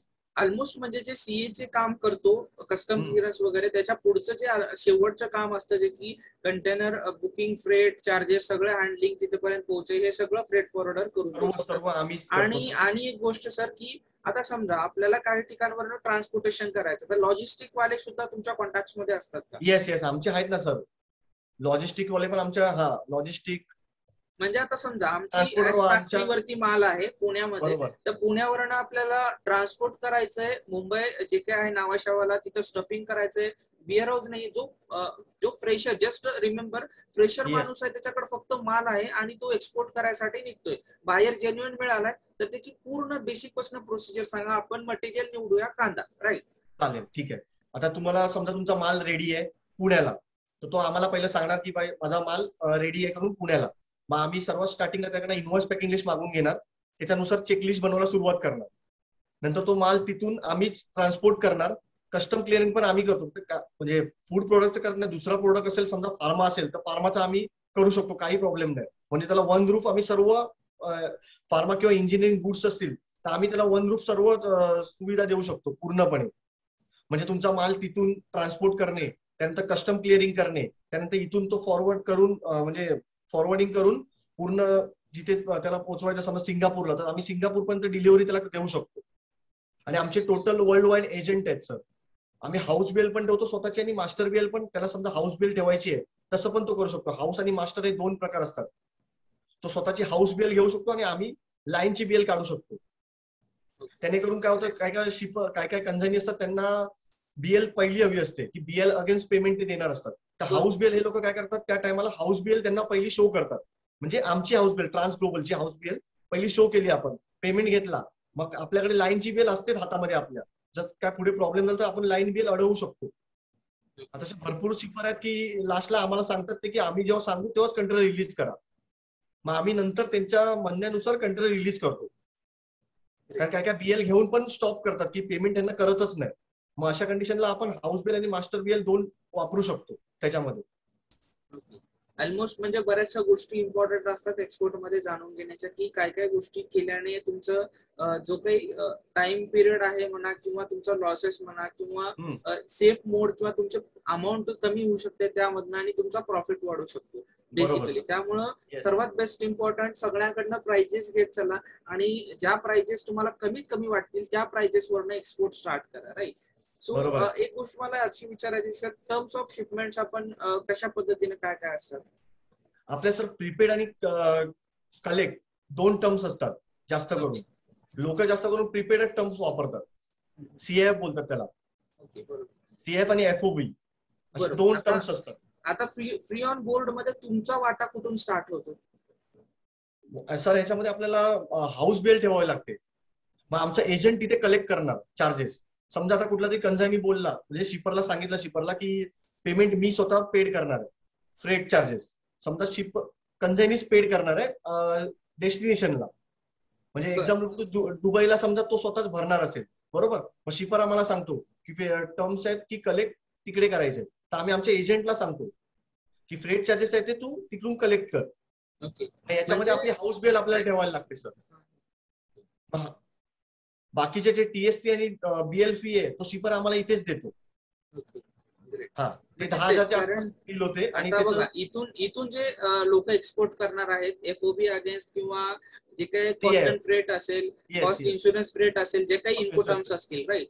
तर त्या इनपुट टर्म्स मध्ये जर वर्किंग करायचं म्हणलं, आणि बायरनं जर सांगितलं की जे काही इनपुट टर्म्स मध्ये इन्शुरन्स फ्रेट आहे ते मी दुबईमध्ये कंटेनर पोहोचल्यानंतर देईल, राईट, तर त्या गोष्टी सुद्धा पॉसिबल आहेत तुमच्या. पॉसिबल आहेत सर. Yes yes. एजंट असेल तर सर सगळं पॉसिबल असते, आणि आमचं टोटली एजंट आहे. म्हणून एजंट नसेल तर काहीच तुम्ही करू शकत नाही. आता बहुतेक तुम्ही कंपन्यांचं बघाल तर त्यांचे एजंटच नसतात, त्यांच्या बीएल वर तो मार्कात नसतो एजंटचा. आमच्या बीएल वरच तो मार्क आहे ऑलरेडी की आमचे सर्व टोटली एजंट आहेत. त्यामुळे तुम्हाला काय प्रॉब्लेमच येत नाही. तुम्ही एंड टाइमला पण मला सांगाल की असं प्रॉब्लेम झाला, मी तुम्हाला काय ना काहीतरी सोल्युशन देऊ शकतो. पण तुमचे एजंट नसेल तर काहीच होणार नाही सर. एजंट पाहिजेलच आपले. Okay great. मग ह्याच्यामध्ये सर मराठी माणसांनी ज्या काही गोष्टी एक्सपोर्ट फील्ड पर्यंत आले, तर त्याच्या पुढली जी जर्नी आहे फ्रेट फॉरवर्डर किंवा सीएचे, हे स्मूथली जाणं गरजेचं आहे. आणि त्याच्याबद्दल तुम्ही काय सांगू शकता की एक्झॅक्टली म्हणजे त्या लोकांनी कुठंतरी फसणं गरजेचं नाही, किंवा या ठिकाणी तुमची अमाऊंट कॉस्टिंग जाऊ शकते, असे किती प्लॅटफॉर्म्स आहेत सीएचे पासून स्टार्टिंग आणि फ्रेट फॉरवर्डर एंडिंग पर्यंत, दुबई पर्यंत शिपमेंट जाईपर्यंत कुठल्या कुठल्या ठिकाणी तो माणूस आपले पैसे वाचवू शकतो? एक तर सर मी तुमचं खरंच म्हणजे हे आभार मानतो की तुम्ही असा चांगला प्लॅटफॉर्म एक निर्माण केला की नवीन नवीन शिपरला जनरेट करता तुम्ही. हे खूप चांगली गोष्ट आहे, कारण मी आता भरपूर टाइम झाला या फील्ड मध्ये आहे सर, पण असं कोणच नव्हता. मी म्हणजे तुम्हाला फर्स्ट बघितलं, आणि एक तुम्हाला अजून एक बोललेलं की ते राजकारणी आहे ते एक चालू केलंय त्यांनी. हा, तर असे या फील्डमध्ये असं कोणीच नव्हतं. तुम्ही केलात ते खूपच चांगलं केलात. आणि आपण कुठे फसलो नाही पाहिजे. आपण सगळ्या ठिकाणी रेट घेतला आणि चांगली कंपनी जर निवडली तर आपण कधीच फसणार नाही. एक ती गोष्ट आहे. आणि सेकंड गोष्ट म्हणजे तुमचा जो बायर म्हणजे कंझायनी आहे घेणारा, तो एक प्रॉपर पाहिजे की तुम्हाला थोडी त्याच्याबद्दल माहिती पाहिजे. असं नाही की कोणी दिला आणि आम्ही करतोय, असं करून चालणार नाही सर. अशामध्ये भरपूर चुका होतात. त्याच्याबरोबर तुमचा टायअप पाहिजे किंवा तुमचं कम्युनिकेशन पाहिजे. असंच माझ्या एका शिपर बरोबर पण झालेलं की त्याने पहिलं जेबलेली बरोबर कंटेनर चालू केले. स्टार्टिंगला सर चांगले कंटेनर चालू होते, 4-5 कंटेनर त्याने व्यवस्थित एक्सपोर्ट केले. पण नंतर जेव्हा मोठी ऑर्डर आली तर तो कंझायनीने हात वर केले. अशा पण गोष्टी मार्केटमध्ये भरपूर घडतात सर. बरोबर. त्यामुळे आपल्याला थोडंफार माहिती असणे खूप गरजेचं आहे की रेट काय चालू आहेत आणि आपल्याला काय मिळतात एक्झॅक्टली. सगळ्यात बेस्ट ऑप्शन सगळ्यांकडनं प्राइसिंग घेणं इम्पॉर्टंट आहे, आणि तिथून तुम्हाला काय डिसाइड करायचंय. एक मराठीमध्ये म्हण आहे, ऐकावे जनाचे करावे मनाचे, दॅट्स लाईक राईट. सो त्या पद्धतीनं तुम्ही, कारण पैसे तुमचे आहेत आणि तुम्ही जेवढी मेहनत कराल, तुमचे 1 रुपया सुद्धा तुमच्यासाठी खूप महत्वाचा आहे. तो जे काही तुमचे समजा 20-30 हजार 50 हजार उरत असतील तर नेक्स्ट शिपमेंट मध्ये तुम्ही घालून तुमची नेक्स्ट शिपमेंट होऊ शकते. Yes, great. आणि दुसरा प्रश्न, येस, की सर आता तुम्ही म्हणलात की मिक्स कंटेनर वगैरे एक्सपोर्ट करू शकता. आता तुम्ही एक्झॅक्टली पेरिशेबल मध्ये नाही करत, बट पेरिशेबल मध्ये जे प्रोडक्ट्स असतात आणि रेफर, तर त्याच्यामध्ये मिक्स प्रोडक्ट साठी काही कॅटेगरी असते? रिफर मध्ये होणार नाही. नॉर्मल प्रोडक्ट साठी एलसीएल बोलतात त्याला, less load container. LCL normal container याच्यासाठीच होतो, किंवा हॅझार्डस कार्गो असेल तर आपण करू शकतो तुमचा. पण तुमचा रिफर वगैरे नाही करू शकत, कारण रिफर पूर्ण भरूनच कंटेनर पाठवला जातो. रिफर कधीच कोण थोडा थोडा भरून पाठवत नाही. तुम्ही रिफर कांदे बिंदे बघाल तर पूर्ण कंटेनर फुल पॅक असतो. राईट. जेवढा भरता येईल आणि तेवढं ते भरतात ते आणि ऍज पर लोक. टेम्परेचर कन्स्ट्रेंट आपण मिक्स कंटेनर पाठवू शकतो, पण ते मिक्स नाही. कंटेनर स्वतःचा असणं गरजेचं आहे. थोडक्यात समजा आपण 2-3 व्हेजिटेबल्स पाठवू शकतो जर स्वतःचे असतील तर. पूर्ण कंटेनर भरायचं आहे आपल्याला, 40 फीट कंटेनर लोड करायचं. पण त्याच्यामध्ये पण सर एक हे आहे की टेम्परेचर तुमचं किती Yes, मेंटेन yes, आहे. yes. आता आपण टेम्परेचर सेम मेंटेन असेल तर ठीक आहे. येस सेम कॅटेगरी टेम्परेचर मधलेच जर प्रोडक्ट अपडाऊन निवडतो. असेल, टेम्परेचर ह्युमिडिटी आणि ते अपडाऊन असेल तर तुम्ही नाही करू शकणार ते. बरोबर. सेम कम्युनिटी मधलेच आपण करता येतील, ज्या कम्युनिटीला टेम्परेचर सूट होतंय सेम त्याच कम्युनिटीज आपल्याला करता येईल. कम्युनिटी करू शकतो. ओके. कारण दुबईमध्ये जर बघितला तर मिक्स कंटेनरची खूप हायली डिमांड असते. लेमन आणि चिलीज मध्ये खूप मोठ्या प्रमाणात एक्सपोर्ट होतं. त्याचबरोबर इंडिव्हिज्युअल कंटेनर सुद्धा पण मोठ्या सर लेवलला रिफर एक्सपोर्ट मध्ये कोणीच, मी आता एवढी वर्ष झाली पण रिफर मध्ये कोणीच असं बघितलं नाही की जे मिक्स करून पाठवतात, नॉर्मलच पाठवतात, कारण त्यांना बरोबर. पूर्ण कारण भरलेलाच कंटेनर हवा खूप असतो. मोठ्या ऑर्डर्स असतात हा, त्यांच्या, orders खूप त्यांनी मोठे असतात. एका नंतर एक शिपमेंट्स कंटिन्युअसली करतात. येस, त्यामुळं हे सर जे तुम्ही स्मॉलर असतात हे सर तुम्ही बघितलं ना एलसीएल पाठवणारे हे सगळे सर फार ईस्ट ठिकाणी आहेत ना, तिथे LCL चे डबे जास्त बनवतात. फार ईस्ट असेल तुमचं किंवा UK असेल, इथे थोडं थोडं असं म्हणजे तुम्हाला थोड्या प्रमाणात पाठवतात कार्गो. त्यामुळे Right. त्याचे LCL चे डबे बनले जातात. आणि ज्या पद्धतीने सर आता जे मराठी माणसं एक्सपोर्ट फील्ड मध्ये यायचा विचार करतायत किंवा त्यांच्यासाठी तुमच्याकडनं काय एक्झॅक्टली सांगाल त्यांना की एक्सपोर्ट फील्ड कशी आहे किंवा काय काय गोष्टी असतात, दोन्ही पॉझिटिव्ह निगेटिव्ह दोन्ही सांगितलं तरी एक्सप्लेन केलं तरी बरं. एक्सपोर्ट मध्ये खरं येतात ते खूप चांगली गोष्ट आहे, कारण सर मी अशा भरपूर मराठी लोकांना भेटलो आहे की जे एक्सपोर्ट करतात. त्यांच्याकडनं मी बघितलेलं की ते त्यांच्याकडे म्हणजे प्रोडक्ट एवढे चांगले आहेत, पण ते फक्त स्वतः एक्सपोर्ट करत नाहीत, ते दुसऱ्याला देतात. म्हणजे जो आपण माल त्याला विकणार तोच तो माल 100 रुपयाला बाहेर एक्सपोर्ट करतोय इंटरनॅशनल लेवलला. का तर फक्त त्याला माहिती आहे म्हणून. आणि त्यांची तुम्ही ऑफिसेस पण बघाल तर एकदम छोटी छोटी ऑफिसेस असतात त्या माणसांची. एवढे छोट्या ऑफिसमध्ये बसून ह्यांच्याच माल घेऊन तोच माल हे लोक एक्सपोर्ट करतात आणि त्याच्यावर 5-6 पटीने जास्त पैसे कमवतात. मग आपली माणसं बिचारी का नको कमवून देत? मला तेच इतकी वर्ष मला तेच समजत नव्हतं. पण आता तुमच्यासारखी माणसं पुढे यायला लागली त्याच्यामुळे जरा बरं वाटतं की नक्कीच काहीतरी पुढे ग्रोथ होईल आपल्या कम्युनिटीची. नक्की, शुअर सर, 100%. कारण जे मी एक्झॅक्टली लोकांना या लेवल पर्यंत नेतोय तर तिथं जेवढा काही वेळ लागेल पण त्या माणसांना प्रत्येक माणसांना घेऊन जायचं. अजून एक मला असा क्वेश्चन विचारायचा आहे, लोकांच्या माइंडमध्ये खूप सायकोलॉजिकल माइंडसेट भरलेला आहे की एक्सपोर्ट असं आहे किंवा आपण करू शकतो का किंवा त्याला लँग्वेज मॅटर करते का किंवा या गोष्टी. 100% सर करू शकतो, कारण माझ्याकडे असे एक्सपोर्टर आहेत ज्यांना हा प्रश्न असेल त्यांना मला भेटवा. मी तुम्हाला असे एक्सपोर्टर दाखवू शकीन की ज्यांना बोलता लिहिता काय जास्त काहीच येत नाही. Great great. इंग्लिश तर सोडाच, हिंदी भाषा पण त्यांना म्हणजे मुश्किलने अशी बोलतात ते लोक आता एक्सपोर्ट करतात. किती पब्लिक आहेत, भरपूर. ग्रेट. म्हणजे क्वालिफिकेशन किंवा इंग्लिश येणं किंवा अदर कुठल्या प्लॅटफॉर्म अशी गरज नाहीये की माझं MBA झालं पाहिजे किंवा माझी कुठली तरी ग्रॅज्युएशन कम्प्लीट झालं पाहिजे तेव्हाच मी एक्सपोर्ट बिझनेस करू शकतो. एक गोष्ट डिफरन्स ठेवा, क्वालिफिकेशन एक वेगळी गोष्ट आहे आणि एक बिझनेस वेगळी गोष्ट आहे. तसं तुम्हाला कंटेनर टाईप करता आलं पाहिजे, बस एवढंच आहे एक्सपोर्टसाठी. आणि सगळं तुम्हाला मेलवरच करायचं असतं. तो काय डेली तुम्हाला फोन नाही करणार की तुम्हाला इंग्लिशमध्ये बोलत नाही बसणार तुमच्यावर. तुमचा माल तिथे गेला, त्याने तिचे पैसे आले, आपले एवढंच असते एक्सपोर्ट मध्ये. याच्या व्यतिरिक्त अजून तर काय माहित नाही मला. बरोबर. आणि ज्या लोकांकडे स्पेशली वाटतं की इंग्लिशचा प्रॉब्लेम आहे तर त्यांनी हायर करा एका लोकांना, तुम्हाला आरामामध्ये 10-15 हजार मध्ये महिन्यासाठी तो माणूस मिळून मला इंग्लिश टॉकिंग वाला मुलगा मिळेल. आता जे हे तुम्हाला जे एक्सपोर्टर सांगितले हे लोक त्यांच्या हाताखाली 3-4 मुलं अशीच ठेवतात की ज्यांना ते बोलता येत असेल. ते रेग्युलरली फोन करत असतात त्या कंट्रीमध्ये. समजा दुबई घ्या, दुबईमध्ये फोन करून त्यांच्याकडनं हे घेतात, कन्साइनमेंट घेतात आणि मग चालू करतात एक्सपोर्ट. त्यांना एकदा जाऊन होतं एक व्हिजिट करतात. ग्रेट. म्हणजे जे काही मिक्स होते माइंडसेट मध्ये की मला आली पाहिजे इंग्लिश तेव्हाच, जर इंग्लिश येते तुम्हाला तर तुम्हाला 15,000 ची जॉब मिळू शकते, एवढं मी पॉसिबिलिटी सांगतो. त्याच्या पुढे सर काही नाही. आणि दुसरी गोष्ट जर बिझनेस करायचा आहे सो त्याच्यामध्ये तुमचा विल पॉवर स्टार्टिंग तुमची, तुम्हाला करेक्ट गायडन्स कसा मिळतोय या गोष्टी तुम्हाला खूप इम्पॉर्टंट आहे. त्या गोष्टी आतापर्यंत मराठी माणसाला न मिळाल्यामुळे ते इतके मागे आहेत की एक्सपोर्ट फील्ड त्यांना ऐकल्याबरोबर काहीतरी इंटरनॅशनली काही वेगळंच दिसायला सुरू होतं. सर्व कमोडिटीज तर मराठी माणसंच निर्माण करतात. फक्त आपण एक्सपोर्ट करत नाही, एक्सपोर्ट करणारे दुसरे आहेत. की जे म्हणजे आपल्याकडनंच माल घेऊन तो एक्सपोर्ट करतात आणि त्यांची ऑफिसेस आणि सर्व बघाल तर इथे मुंबईला केवढे मोठे मोठे आहेत. बरोबर, म्हणजे ज्या माणसाचा ऍक्च्युअल मॅन्युफॅक्चर प्रोडक्ट आहे काहीच त्या नाही, माणसाला झिरो काहीच झिरो. मिळत नाही. नाही सर, ते आणि आपल्याकडनंच घेऊन फक्त जो डिलिंगची कामं माणूस करतात तोच बस. प्रोडक्ट निवडतोय आणि जो एक्सपोर्ट करतोय त्याच्यामागे 10 पटीने या माणसापेक्षा कम होतोय, राईट. हा ऍज पर आता सेम कन्स्ट्रेंट पेरिशेबल प्रोडक्ट मध्ये ज्या पद्धतीने शेतकऱ्याची महाराष्ट्राच नाही तर ऑल ओव्हर इंडियामध्ये ज्या पद्धतीने हालत आहे तुम्ही बघू शकता. हो जो खरंच. कांदा इमिडिएटली 10 रुपये 7 रुपयाने घेतात आणि तोच कांदा 22-24 रुपयाने सेल करतात. दुसरा शेतकऱ्याकडे पर्याय नसतो. बट काही आपल्यासोबत असे बांधव सुद्धा आहे जे की फॅमिली बॅकग्राऊंड फार्मर कडनं आहे, तरी सुद्धा त्यांना एक इच्छा आहे. कारण आताची जी पिढी आहे नॉर्मली एक 21st सेंचुरीमध्ये सगळ्या गोष्टी ज्या आहेत त्या स्टँडर्डनेस न जात आहेत. म्हणून असं तर नाहीये की पारंपरिक तुम्हाला मी गोष्टी. तुम्हाला मी सर आताची करंट सिच्युएशन सांगतो. आपले मराठी लोक पण भरपूर एक्सपोर्ट मध्ये यायला लागलेत आता सध्याच्या कंडिशन मध्ये. असं हो नाही की पहिले नव्हतेच, पण आता सध्या खरंच जॉईन व्हायला लागलेत भरपूर.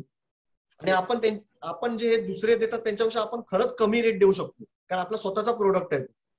ते लोक अजून त्याच्यावर प्लस करून तुमच्याकडनं घेऊन त्याच्यावर प्लस करून तो विकणार आहे. आणि तुमच्याकडे तो स्वतः असल्यामुळे तुमच्यावर आहे की मी कितीला विकू. ग्रेट, समजलं ना सर मला काय बोलायचं आहे. येस तो येस येस प्रोडक्ट आलं ते लोक लक्षात माझ्या. स्वतः विकत घेऊन त्याच्यावर प्राइस वाढून ते विकणार आहेत आणि आपण स्वतःच बनवलेलं आहे. त्यामुळे आपल्याला ऑलरेडी तो प्रोडक्ट डायरेक्ट विकायचा आहे. त्यामुळे आपण 100% जास्त प्रमाणात विकू शकतो बरोबर, ग्रेट. किंवा तर याच एक्सपोर्ट करू गोष्टी शकतो. इम्पॉर्टंट का आहेत, तर ज्या वेळेस तुम्ही आता सर ज्या पद्धतीने सांगताय, तर ज्यांना कुणाला फ्रेट फॉरवर्डर मध्ये काम गरज पडली सीएचे तुम्हाला तुमच्या फ्रेंडला, तर नक्की प्राइसिंग घ्या. बट एक वेळेस काम करून बघा सरांसोबत, नक्कीच तुम्हाला मिनिमम एक अमाऊंट तरी मध्ये घेऊन या बघा सर. गोष्टी मी असं बोलत नाही की मिळतील. आमच्याकडनंच करा, मी कधीच असं बोलणार नाही, कारण कसं असते नाही, एक माणसाला गोष्ट मला माझं जे ऑब्झर्वेशन आहे, काय असतं, मी कुठल्याही व्यक्तीला जे असतं पूर्णपणे पारखल्याशिवाय कुठली ऑपॉर्च्युनिटी देत नाहीये. बरोबर आहे सर. त्यामुळं मला लगेच क्लिक होतं की कुठल्या लेवल पर्यंत ते लोक काम करू शकतात. मी काय म्हणलं सेंटेन्स की इनिशियली सगळ्यांकडनं प्राइसिंग घ्या आणि येस येस. ज्यांच्याकडनं प्राइसिंग कमी मिळेल, तर हा ऑलमोस्ट ह्याच्यामध्ये मला हे सांगायचं की सरांची प्राइसिंग तुम्हाला सगळ्यात कमी मिळेल इनिशियल लेवलला. Yes sir. तुम्ही हे गोष्ट ट्राय करून बघा आणि ट्राय त्यानंतरच करून बघा. त्यांच्याकडे एक्झॅक्टली काम करा. So yes. आणि इट विल कसं बी असते ग्रेट. सर, रेट मध्ये पण कसं असते माहिती आहे सर, लाईन वाईज रेट असतात. म्हणजे आता तुम्हाला कॉस्कोने रेट दिलाय, तोच मॉक्सने रेट दिलाय, प्रत्येकाचे रेट चेंज होत असतात. आता बरोबर कॉस्को तुम्हाला $6,000 देते, तर हा दुसरा असणार तो $7,000-8,000 देणार. त्यात बरोबर. पण लाईन वाईज पण फरक असतो की कुठली लाईन तुम्हाला कुठला रेट देते. Yes absolutely sir. Great sir की तुम्ही आज वेळ काढून आमच्यासाठी जेवढे काही आहेत लोक प्रेझेंट, जे मराठी बांधव फ्रेट फॉरवर्डर किंवा सीएचे बद्दल इन्फॉर्मेशन नाहीये किंवा बेसिक पासून शिकतायत, त्यांना एक नक्कीच हेल्प होईल आजच्या सेशन मधनं. ज्यांचे कोणाचे काही प्रश्न असतील तर त्यांना आपण नक्कीच चान्स देऊया. जे काय आहे, कोणाचे प्रश्न असतील तर हँड रेज करा, जेणेकरून आपण प्रत्येकाचे क्वेश्चन्स 1 बाय 1 घेऊया. राईट, नक्कीच तुम्हाला सर. ऑपॉर्च्युनिटी दिली काही जाईल. काही सर प्रॉब्लेम असेल तरी पण मला फोन करू. Just a second. Okay sir, unmute झालात, सो प्लीज अनम्यूट करा. म्यूट झालात तुम्ही, राईट. बोलू शकतो मी? जस्ट अ सेकंड सर, सगळ्यांना येस तो गो अहेड सर. सर बोलू सर? हा सर बोला ना. येस सर, नेमकं आपण काय करतात सर काम, की मला काही समजलं नाही, मी आता जॉईन झालो जस्ट. ओके सर, आम्ही तो फ्रेट फॉरवर्डर आहोत. म्हणजे सर फ्रेट फॉरवर्डर म्हणजे तुमचं जेव्हा काम कस्टम क्लिअरिंगचं काम होते ना, त्यानंतर तुमचा कंटेनर पुढे एक्सपोर्ट करायचं काम आम्ही करतो. म्हणजे असं आहे का? नावाशेवरनं तो कंटेनर पुढे कुठल्याही देशात न्यायचं काम आम्ही करतो. उदाहरणार्थ तुम्हाला जनरली दुबईला कंटेनर पाठवायचा आहे सर, तर तो आम्ही नावाशेवरनं दुबईला आम्ही पाठवतो. सर आपला कॉन्टॅक्ट नंबर? हॅलो, आपला contact number sir? Yes. Sir आपल्या सरांकडे भेटेल का? येस, तुम्हाला कॉन्टॅक्ट नंबर शेअर केला जाईल. इनिशियली तुम्हाला ज्या गोष्टी आहेत त्या लेवल पर्यंत रीच करण्यासाठी खूप साऱ्या गोष्टी शिकाव्या लागतात. आणि ज्यावेळेस तुम्हाला वाटलं की येस मला आता सीएच्या सोबत कनेक्ट होऊन माझा कंटेनर एक्सपोर्ट करायचा आहे, त्यावेळेस सरांना कॉन्टॅक्ट करा, नक्कीच मी तुम्हाला प्रोव्हाइड करेल. Don't worry about. मला अजून एक बोलायचं आहे सर, की कधीच घाई करून लगेच एक्सपोर्ट करतोय की तो एक्सपोर्ट करतोय म्हणून मला पण केलं पाहिजे असं नका करू. थोडंफार आयडिया घेऊन, थोडं समजून की काय प्रोडक्ट आहे, काय कसं केलं पाहिजे, थोडा आयडिया घेऊन नंतर केलं पाहिजे, तर ते सक्सेसनेस होईल. Yes, great. येस, आणि इम्पॉर्टंट गोष्ट, नेक्स्ट क्वेश्चन योगेश सरांचा आहे. सो योगेश सर, तुम्ही क्वेश्चन विचारू शकता. एक मला जस्ट सेकंड एक नोटीस द्यायची होती की लास्ट बॅच मधले ज्या लास्ट वीक मध्ये जॉईन झालेत. सो प्लीज तुम्ही काही नका करू, अजून तुमची जर्नी खूप पुढे आहे. ज्या लोकांनी माझ्यासोबत कनेक्ट होऊन शिकायचं ठरवलंय ते ऑलरेडी जर्नी सुरू आहे. सो 2-3 दिवसामध्ये तुम्हाला ऍट द मोमेंट लास्ट नाही गरज सर. पडणार नाही सीएची ची. तुम्हाला सगळ्या गोष्टी शिकाव्या लागतील डिटेलमध्ये. मटेरियल कसं घेणं गरजेचं आहे, बायर कसा फाइंड आउट करायचा, सप्लायरशी कसं बोलायचं, डील्स कशा करायच्या, कम्युनिटी कशी निवडायची, त्यानंतर ए टू झेड डॉक्युमेंट्स कशी, कंपनी सेटअप कशी करायची, त्यानंतर तुमची रिक्वायरमेंट आहे सीएचची आणि फ्रेट फॉरवर्डरची. राईट. तर त्या वेळेसाठी जो काही मधला कार्यकाळ आहे त्याच्यामध्ये काम करा भरपूर सारं. मग तुम्हाला ऑटोमॅटिकली सगळ्या गोष्टी लक्षात यायला सुरू होतील आणि तिथून तुमची जर्नी स्टार्ट करू शकता एक्सपोर्टची. सो नेक्स्ट क्वेश्चन योगेश सरांचा, यू कॅन गो अहेड. हा हॅलो, हा नमस्कार सर. नमस्कार योगेश सर, बोला ना. हा sir, as a new exporter आम्ही सीएचे म्हणजे समजा माझं नॉन पेरिशेबल प्रॉडक्ट असेल तर मी डायरेक्ट सीए. आवाज कट झाला सर तुमचा आवाज कट झालाय सर. सो हॅलो, हा हा येस हॅलो, तुम्ही डायरेक्ट सीएचे बरोबर काय sir? As a new exporter जर माझं समजा नॉन पेरिशेबल प्रोडक्ट आहे, ओके. मी डायरेक्ट सीएचए सोबत कॉन्टॅक्ट करायला पाहिजे का फ्रेट फॉरवर्डर सोबत कॉन्टॅक्ट करायला? म्हणजे जसं तुम्ही सांगितलं की तुम्ही सीएचए पण काम करता फॉर नॉन पेरिशेबल प्रोडक्ट. असं जरुरीचं नाही. सीएचे लोक पण आजकाल फ्रेट फॉरवर्डिंग करतात स्वतः पण. तुम्ही फक्त त्यांना पण विचारा की रेट किती आहे आणि आम्हाला पण विचारा, मला स्वतःला फरक कळेल की किती आहे. काय काय सीएचएनचे पण रेट चांगले असतात, असं नाही बोलला की आमचेच चांगले आहेत. मोठे मोठे सीएचए तुम्ही बघितले त्यांचे पण टाईप असतात मार्केटमध्ये. आणि हे जे लाईन्स आहेत जसं कॉस्मो लाईन्स आहे, मक्स लाईन्स आहेत, यांचे समजा जसं मक्स लाईन महाग राहते असं मी ऐकलं की त्याच्या शिपमेंट मध्ये काय, म्हणजे सर्व्हिस मध्ये काय फरक असतो सर? सर्व्हिस मध्ये सर काय फरक नसतो, रेट अपडाऊन असतो. आणि सर्व्हिस म्हणजे तुमचं ट्रान्सशिपमेंट वेसल आहे की डायरेक्ट वेसल आहे याच्यावर अवलंबून असतं. डायरेक्ट आणि ट्रान्सशिपमेंट कशी, समजा तुम्हाला इथून पुण्याला जायचंय तर इथून तुम्ही किती वेळ थांबणार आहे, मधी स्टॉप किती घेणार आहे त्याच्यावर अवलंबून असते. म्हणजे आता तुम्ही समजा इथून जाणार आहेत बँकॉकला, तुमचा कंटेनर जाणार आहे तर तो पहिला सिंगापूरला होल्ड करणार. म्हणजे एक लाईन असणार की तुमचं सिंगापूरला होल्ड करून ती तुमचा कंटेनर बँकॉकला पोहोचवेल, आणि दुसरी लाईन असणार की डायरेक्ट तो बँकॉकला पोहोचवणार. त्याचे रेट अपडाऊन होत असतात, हा फरक असतो. एक हॅलो, हा बोला ना सर, मी ऐकतोय. हा सर, एक माझं पोर्ट रजिस्ट्रेशन बाकी आहे. मी आयसीडी वरून करायचं, म्हणजे आयसीडी वरून ऑनलाईन करायचं विचार आहे. हा, तर त्यासाठी म्हणजे मला एक प्रॉपर गायडन्स नाही मिळत आहे. नाही, कोणत्या आयसीडी वरना करताय तुम्ही? जेएनपीटी साठी. जेएनपीटी वरना कुठल्या पोर्ट साठी करणार आहे सर तुम्ही? म्हणजे कोणतं आहे? जसं दुबईच आहे समजा. हा काय हवं त्यासाठी मला म्हणजे ऑनलाईन रजिस्ट्रेशन करायचं का सीएचए थ्रू रजिस्ट्रेशन करायचं पोर्टचं? तो सीएचएच करून देईल सर तुम्हाला.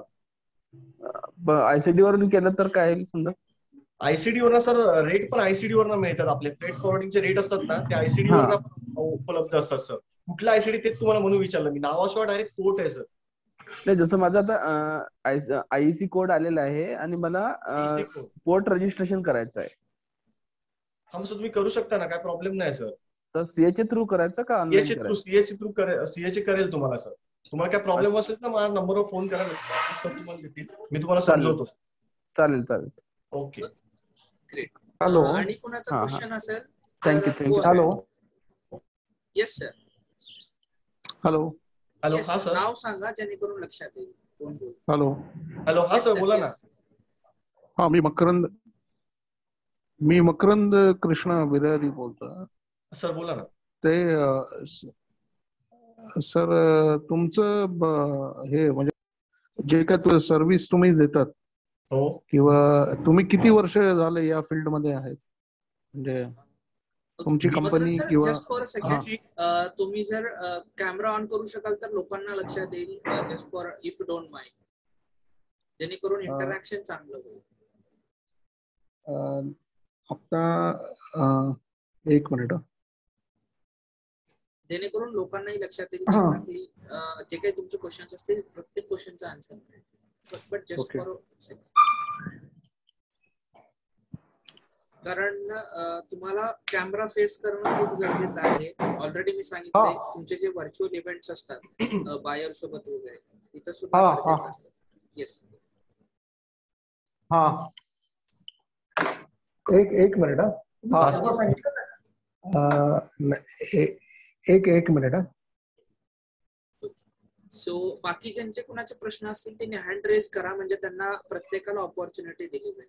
जस्ट हँड रेज करा, मी प्रत्येकाला चान्स देईल. असं एकत्र सगळ्यांनी नका करू, जेणेकरून जबलिंग होईल. सो जस्ट हँड रेज, तुमचा जे काही त्यांच्या प्रश्नाचं उत्तर देऊ का सर मी? येस, चालेल. द्या. ट्रान्स ग्लोबलला आम्हाला 20 वर्ष झाली आहे सर इंडियामध्ये आमची कंपनी चालू हो, आणि युके ला 50 वर्ष झाली सर. सर अवेलेबल आहात का Makarand sir? Hello. Yes Makarand sir. I think त्यांचा त्यांचा voice- नेटवर्क इश्यू आहे. येस. ओके. नेक्स्ट सुनील सरांचा क्वेश्चन आहे. सो सुनील सर, तुम्ही क्वेश्चन विचारू शकता. हॅलो. हॅलो. हा सर बोला ना.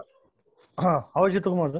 हा येतोय सर, बोला ना. सर आमचे नातेवाईकांची ना लॉजिस्टिक कंपनी आहे. ओके सर, थांबून बोला ना तुम्ही. ते कॉपरेट करत नाही आम्हाला या सर तुमचा फील्डमध्ये आवाज येण्यासाठी. इंटरप्ट होतोय, तुम्ही सेटल व्हा. ओके. हा, आता विचारा क्वेश्चन जो काय आहे. हा, आमचे ना जवळचे नातेवाईक आहे लॉजिस्टिक कंपनीमध्ये. ओके. तर ते कोऑपरेट करत नाही आम्हाला फील्ड मध्ये इथं उतरायसाठी, एक्सपोर्ट साठी म्हणजे. हा कोऑपरेट तर तुम्ही करशाल का कोऑपरेट असं म्हणजे? हा सर, काही प्रॉब्लेम नाही. तुमचं सगळं रेडी आहे असेल तर आम्ही फॉरवर्डिंग करू शकतो तुमचं काम. हो हो. स्टेप बाय स्टेप काय असेल ते तुम्ही तेवढं हे करा आम्हाला. सर तुम्हाला सांगतील ना सगळं स्टेप बाय स्टेप, स्टार्टिंग पासून कसं आहे ते शिकवतात आहे ना. आमचं काम कसं असेल सर, तुमचं कार्गो रेडी आहे, त्या पुढचं काम आम्ही करतो. तुम्हाला जर बाहेर भेटल्यानंतरचं काम आमचं आहे. हो ठीक आहे. तुमचा कॉन्टॅक्ट नंबर घेतो सर. येस येस शुअर, सगळ्यांना मिळेल, डोंट वरी. ज्यांना कुणाला हवा असेल मी शेअर करेन. ओके. नेक्स्ट कुणाचा क्वेश्चन असेल तर विचारू शकता. जो काही तुम्हाला वाटतोय, जो की नॉमिनल असेल वाटतंय, किंवा कसं विचारू. येस सर मला तुम्हाला तुमच्याशी एक बोलायचं आहे की आमचं काम आहे तुमचं कार्गो रेडी झाल्यावर, आणि तुमचा बायर जर रेडी असेल त्यानंतर आमचं काम सुरू होते, म्हणजे कस्टम झाल्यानंतर काम आमचं आहे. बरोबर. ओके. अमित सर गो आहे. तर मला एक विचारायचं होतं की माझा जो बायर आहे तो कॅनडामध्ये आहे. ओके. त्याला फिश हवे. काय हवंय? हा, तर मग फिश हवे सर. फिश. ओके. तर कोणती? हा, फिश. तर तुम्हाला फिश मध्ये बॉम्बे डॅम. सर तो तुम्हाला रिफर कंटेनर करावं लागेल. रिफर. ओके, रेफर कंटेनर करावं लागेल. पण फिश ज्यावेळी पॅकिंग करतो त्यावेळी कोणत्या पद्धतीने पॅकिंग करावी लागेल? पॅकिंगचं सर त्या कंझायनीवरच आहे, आणि तुमच्यावर आहे की तुम्हाला माहित पाहिजे ना की तुमचा प्रोडक्ट कशा पद्धतीने जाणार आहे. पॅकिंगचं सर आम्ही नाही करू शकत. म्हणजे बायरला कोणत्या पद्धतीने? येस येस, बायरच सांगतो आपल्याला. Amit sir, I want to explain one thing, that बायरची रिक्वायरमेंट असते की मला ही पॅकेजिंग हवी आहे, या मटेरियल मध्ये हवंय. कारण काय असतं, तुम्ही जर मनावरची पॅकेजिंग केला तर पॅकेजिंग कॉस्ट वाढतो. तर बायर तो देत नसेल तर तुम्ही अनवॉन्टेड कॉस्टिंग वाढवून घेण्यात काहीच उपयोग नाही. कुठल्याही कमोडिटीला बाहेर सांगतो की आम्हाला अशी अशी पॅकिंग हवी आहे, आम्ही जास्तीत जास्त त्याला पॅलेट करतो, जेणेकरून कंटेनर मध्ये माल, म्हणजे समजा तुम्ही कंटेनर उचलला तर तो माल आत हल्ला जातो, त्यामुळे आम्ही त्याला पॅलेट करतो, म्हणजे लाकडाने सगळ्या साईडने पॅकिंग करतो आणि चॉकिंग करतो, लॅशिंग करतो. लॅशिंग म्हणजे आपण कंटेनरला बांधतो तो कंटेनरच्या आतमध्ये तुमचा माल, की जेणेकरून तो उलटा होऊ नये म्हणून. आणि दुसरं चॉकिंग करतो खालच्या साईडला असे. म्हणजे मी हा बोला ना सर. जर मी म्हणजे सपोज आता एक कंटेनर मध्ये. हॅलो. हा बोला ना सर. हॅलो. हा आवाज येतोय सर. जर मी माझा एका कंटेनर मध्ये जर 20,000 किलो माल असेल आणि मला जर 500 किलो किंवा 1000 किलो पाठवायचं असेल तर मी पाठवू शकतो का? नाही, रिफर साठी सर तुम्ही नाही पाठवू शकता का, रिफरला पूर्णच कंटेनर घ्यावा लागतं. तर तुमचं प्रोडक्ट कमोडिटी जर वेगळी असती कोणती तर तुम्ही ते करू शकला असतं. अच्छा, म्हणजे रेफर कंटेनर साठी पूर्ण कंटेनर घ्यावं लागणार सर तुम्हाला. आणि किती केजीचा कंटेनर असतो तो एक रेफर कंटेनर? किती केजी पर्यंत तुम्ही भरू शकता असं बोलायचं का तुम्हाला? तुम्ही 26,500 पर्यंत सर माल भरू शकता. 26,500. तुमचा 20 टनच आहे ना बोलला? 26,500. हा तुमचा 20च आहे ना? म्हणजे मी जस्ट चेक करत होतो 500 ते 1000 मध्ये. म्हणजे मला स्टार्टिंगला मी 1000 किलो पर्यंत स्टार्ट करणार होतो. सर कसं असते माहिती आहे, स्टार्टिंग तुम्हाला सॅम्पल पीस त्याला पाठवायला लागतील. ते तुम्ही पाठवून झालात का? स्टार्टिंग प्रोसिजर तर तीच असते. ऍक्च्युली जो तिथे आहे ना तो माझा रिलेटिव्ह आहे. मग तर टेन्शनच नाही सर. रिलेटिव्ह असेल तर तुमचं एकदम बेस्टच आहे, तुम्ही आरामात करू शकता. तरी म्हणजे तुमचं बाहेरवर त्याचे चांगले कॉन्टॅक्ट पाहिजे की तो पैशाची लेनदेन करू शकतो व्यवस्थित, तर तुम्हाला इथून पाठवायला काही हरकत नाही.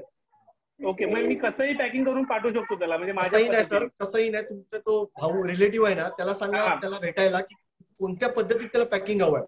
तो जर फिश घेतोय ना सर, तर त्याचा 100% ऑलरेडी त्याने कोणाकडे तरी ऑलरेडी तो घेत असणार. ओके, म्हणलं त्याला ऑलरेडी आयडिया असणार की कसं पद्धतीने पॅकिंग केलं पाहिजे आपल्याला. तुम्ही त्याला विचारलं तर तो तुम्हाला व्यवस्थित समजू शकतो किंवा फोटो पाठवू शकतो की मला अशा पद्धतीने पॅकिंग करून दे, कारण फिश आहेत ते. ओके, ट्रान्झिट मध्ये सर तुमचा जास्त टाइम झाला तर फिश खराब होऊ शकतात. हो, तर मिनिमम किती दिवस, आता मला इंडियातून जर पाठवायचे असेल कॅनडाला, तर किती दिवसात जातील ते? सर ते लाईनवरच असते. तेच मगाशी मी तुम्हाला सांगितलं की लाईन डायरेक्ट नेतोय कंटेनर तुमचा की ट्रान्सशिपमेंट पोर्ट करून नेतोय, हे तुमच्या लाईनवर अवलंबून असते. तर ट्रान्सशिपमेंट करून नेत असेल तर जास्त टाइम लागणार तुम्हाला. आणि तुम्हाला तुमच्या फिशचं पण बघायला लागेल की किती दिवसात तो खराब होतो की नाही होत. आता आम्ही पराठे पाठवतोय सर.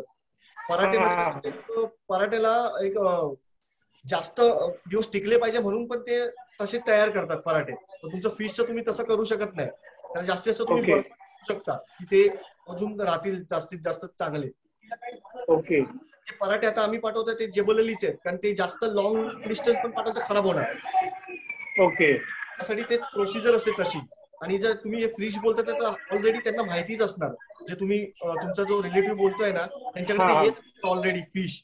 त्यांना विचारलं तर तुम्हाला परफेक्ट सांगू शकतील की कुठल्या पद्धतीत आणि कसं पाठवतो. Okay, okay. कारण आपला कंझाईन असतो ना, तोच आपल्याला प्रत्येक वेळी सांगत असतो की आपल्याला कशा पद्धतीत पाठवलं पाहिजे, काय पाठवलं पाहिजे. Okay, okay. तरी 20,000. हा बोला ना सर. बोला. तर 26,500 किलोचा कंटेनर पाठवायचा असेल, कॉस्टिंग किती जाईल? सॉरी, कॉस्टिंग किती जाईल? 26,500 कॉस्टिंग किती जाईल इंडिया टू कॅनडा?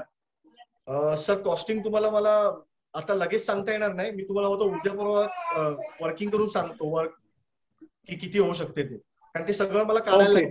कारण प्रत्येक पोर्टचा रेट वेगवेगळा असतो सर, आणि प्रत्येक लाईन असतो. आता समजा 4 लाईन करतात, 4 लाईनचा तुम्ही रेट घ्याल तर प्रत्येक लाईनचा तुम्हाला वेगवेगळे येणार. ओके, तर मिनिमम किती रेट आहे तो मला सांगाल का? म्हणजे मला तसं पुढे सांगायला बरं. तेच सांगतो सर तुम्हाला. तुम्ही उद्या सरांकडनं फोन करून मला फोन करा, मी तुम्हाला परफेक्ट सांगतो की किती होईल ते. Okay, okay, fine, thank you. त्याच्यामध्ये एक गोष्ट सर लक्षात घ्या, कंटेनर बुकिंग किंवा या गोष्टीपेक्षा अगोदर तुम्ही बायर सोबत कोऑर्डिनेशन चांगलं बनवा. तो तुम्हाला सगळ्या गोष्टीमध्ये हेल्प करेल. कारण काही बायर असे असतात, काम आहे कस्टम क्लिअरिंग आणि फॉरवर्डिंग, हे फक्त 10-15 दिवसाचंच काम आहे. सर्व तुमच्या आधीचं जी मेहनत आहे त्याच्यावर डिपेंड हे पुढच्या गोष्टी आहेत. हे जस्ट वे आहे. तुम्ही जे मेहनत करताय जस्ट वे प्लॅटफॉर्म आहे की तुम्ही इथून जाऊ शकता. राईट. तर तुम्ही बायर सोबत जर टायअप चांगलं ठेवलं तर काही बायर दुबईचे असे आहेत की त्यांचे फ्रेट फॉरवर्डर सीएचे ऑलरेडी इथं आहेत. ट्रान्सपोर्टेशन लॉजिस्टिक्स सुद्धा तुम्हाला काहीच करण्याची गरज नाही, तुमच्या घरून माल उचलून नेते. त्याला सर नॉमिनेशन शिपमेंट बोलतात. ते लोक नॉमिनेशन इथून ऑलरेडी करून नेतात. बरोबर. आमची पण तुम्हाला गरज लागणार नाही काहीच. Okay, okay. आणि बाय फ्लाईट पाठवायचे असेल तर जास्त कॉस्टिंग जाईल का? काय बोलले? बाय काय? बाय फ्लाईट एअरचा सर रेट सी पेक्षा जास्तच असतो. तरी डबल असेल का? हो सर, ते पण तुम्हाला होतं मी सांगू शकतो, पण लगेच सांगू शकत नाही. कारण असतो, बट त्याच्यामध्ये कन्स्ट्रेंट असतो. मटेरियल तुम्हाला 1 टनावरती 1.5 टनापर्यंतच मटेरियल पाठवता येतो. तेही तुम्ही पूर्ण बुकिंग करत असाल तर तुम्हाला कॉस्टिंग कमी पडते. हाफ म्हणला तर त्याच्यामध्ये अजून थोडा ज्या काही गोष्टी आहेत तुम्हाला एक्स्ट्रा पडतात.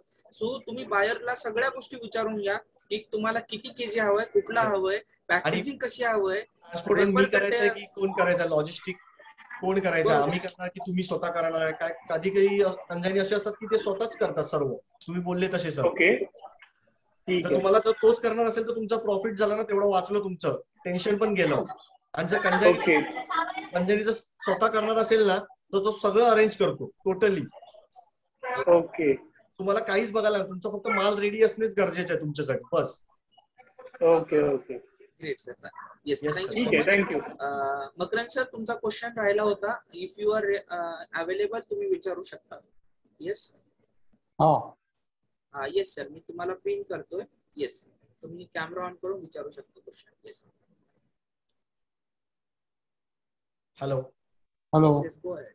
हा मकरंद सर, बोला ना. हॅलो.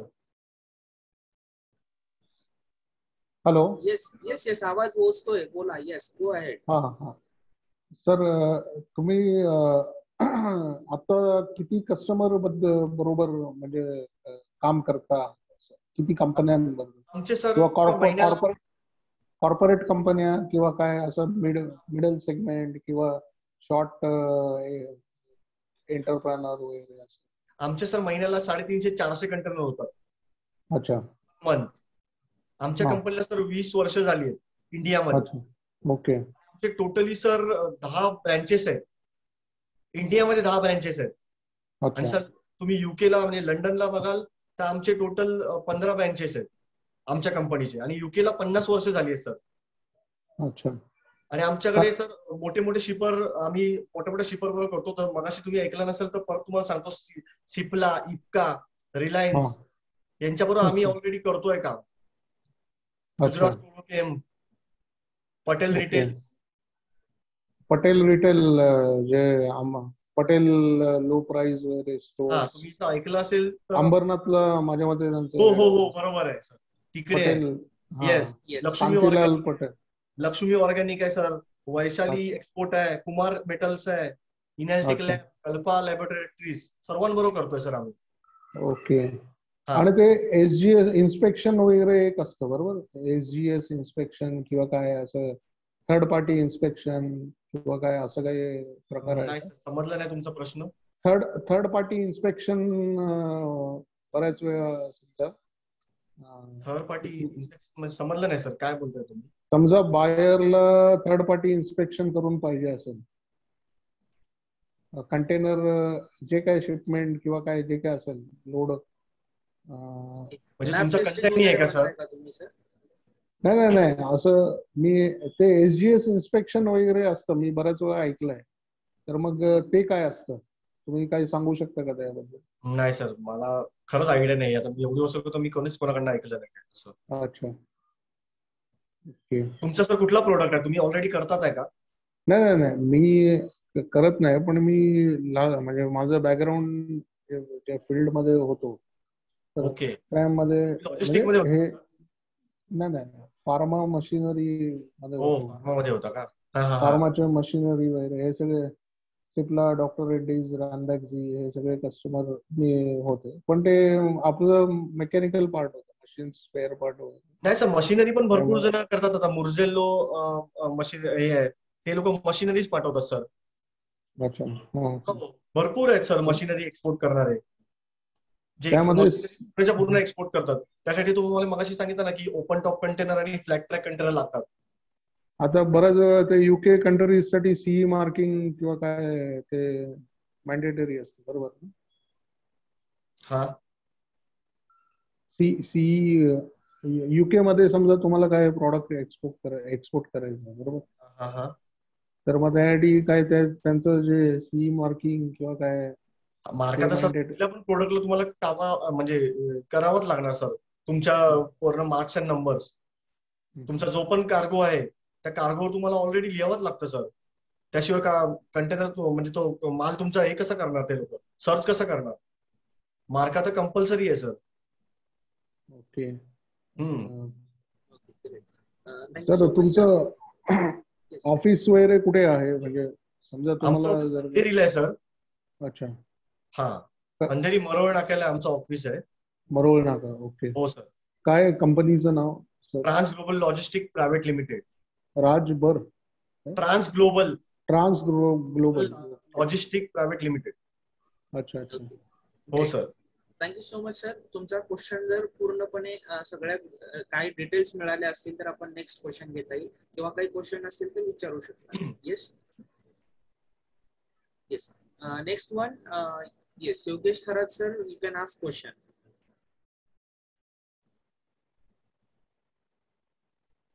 येस, तुम्ही हँड रेस केले आयफोन. सो ज्यांना कोणाला क्वेश्चन असेल प्लीज विचारू शकता तुम्ही.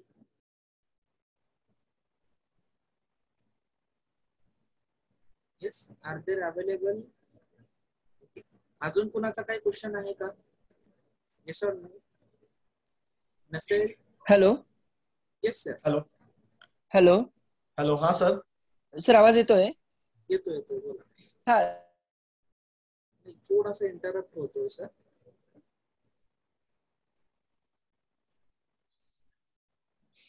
तुमचा आवाज पोहोचत नाहीये सर.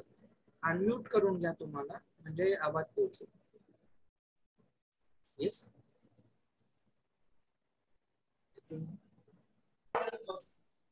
हॅलो. हॅलो हा सर. हा, आपल्या या फील्ड मध्ये जॉब वगैरे अवेलेबल असतात का? म्हणजे कशा संदर्भात सर जॉब?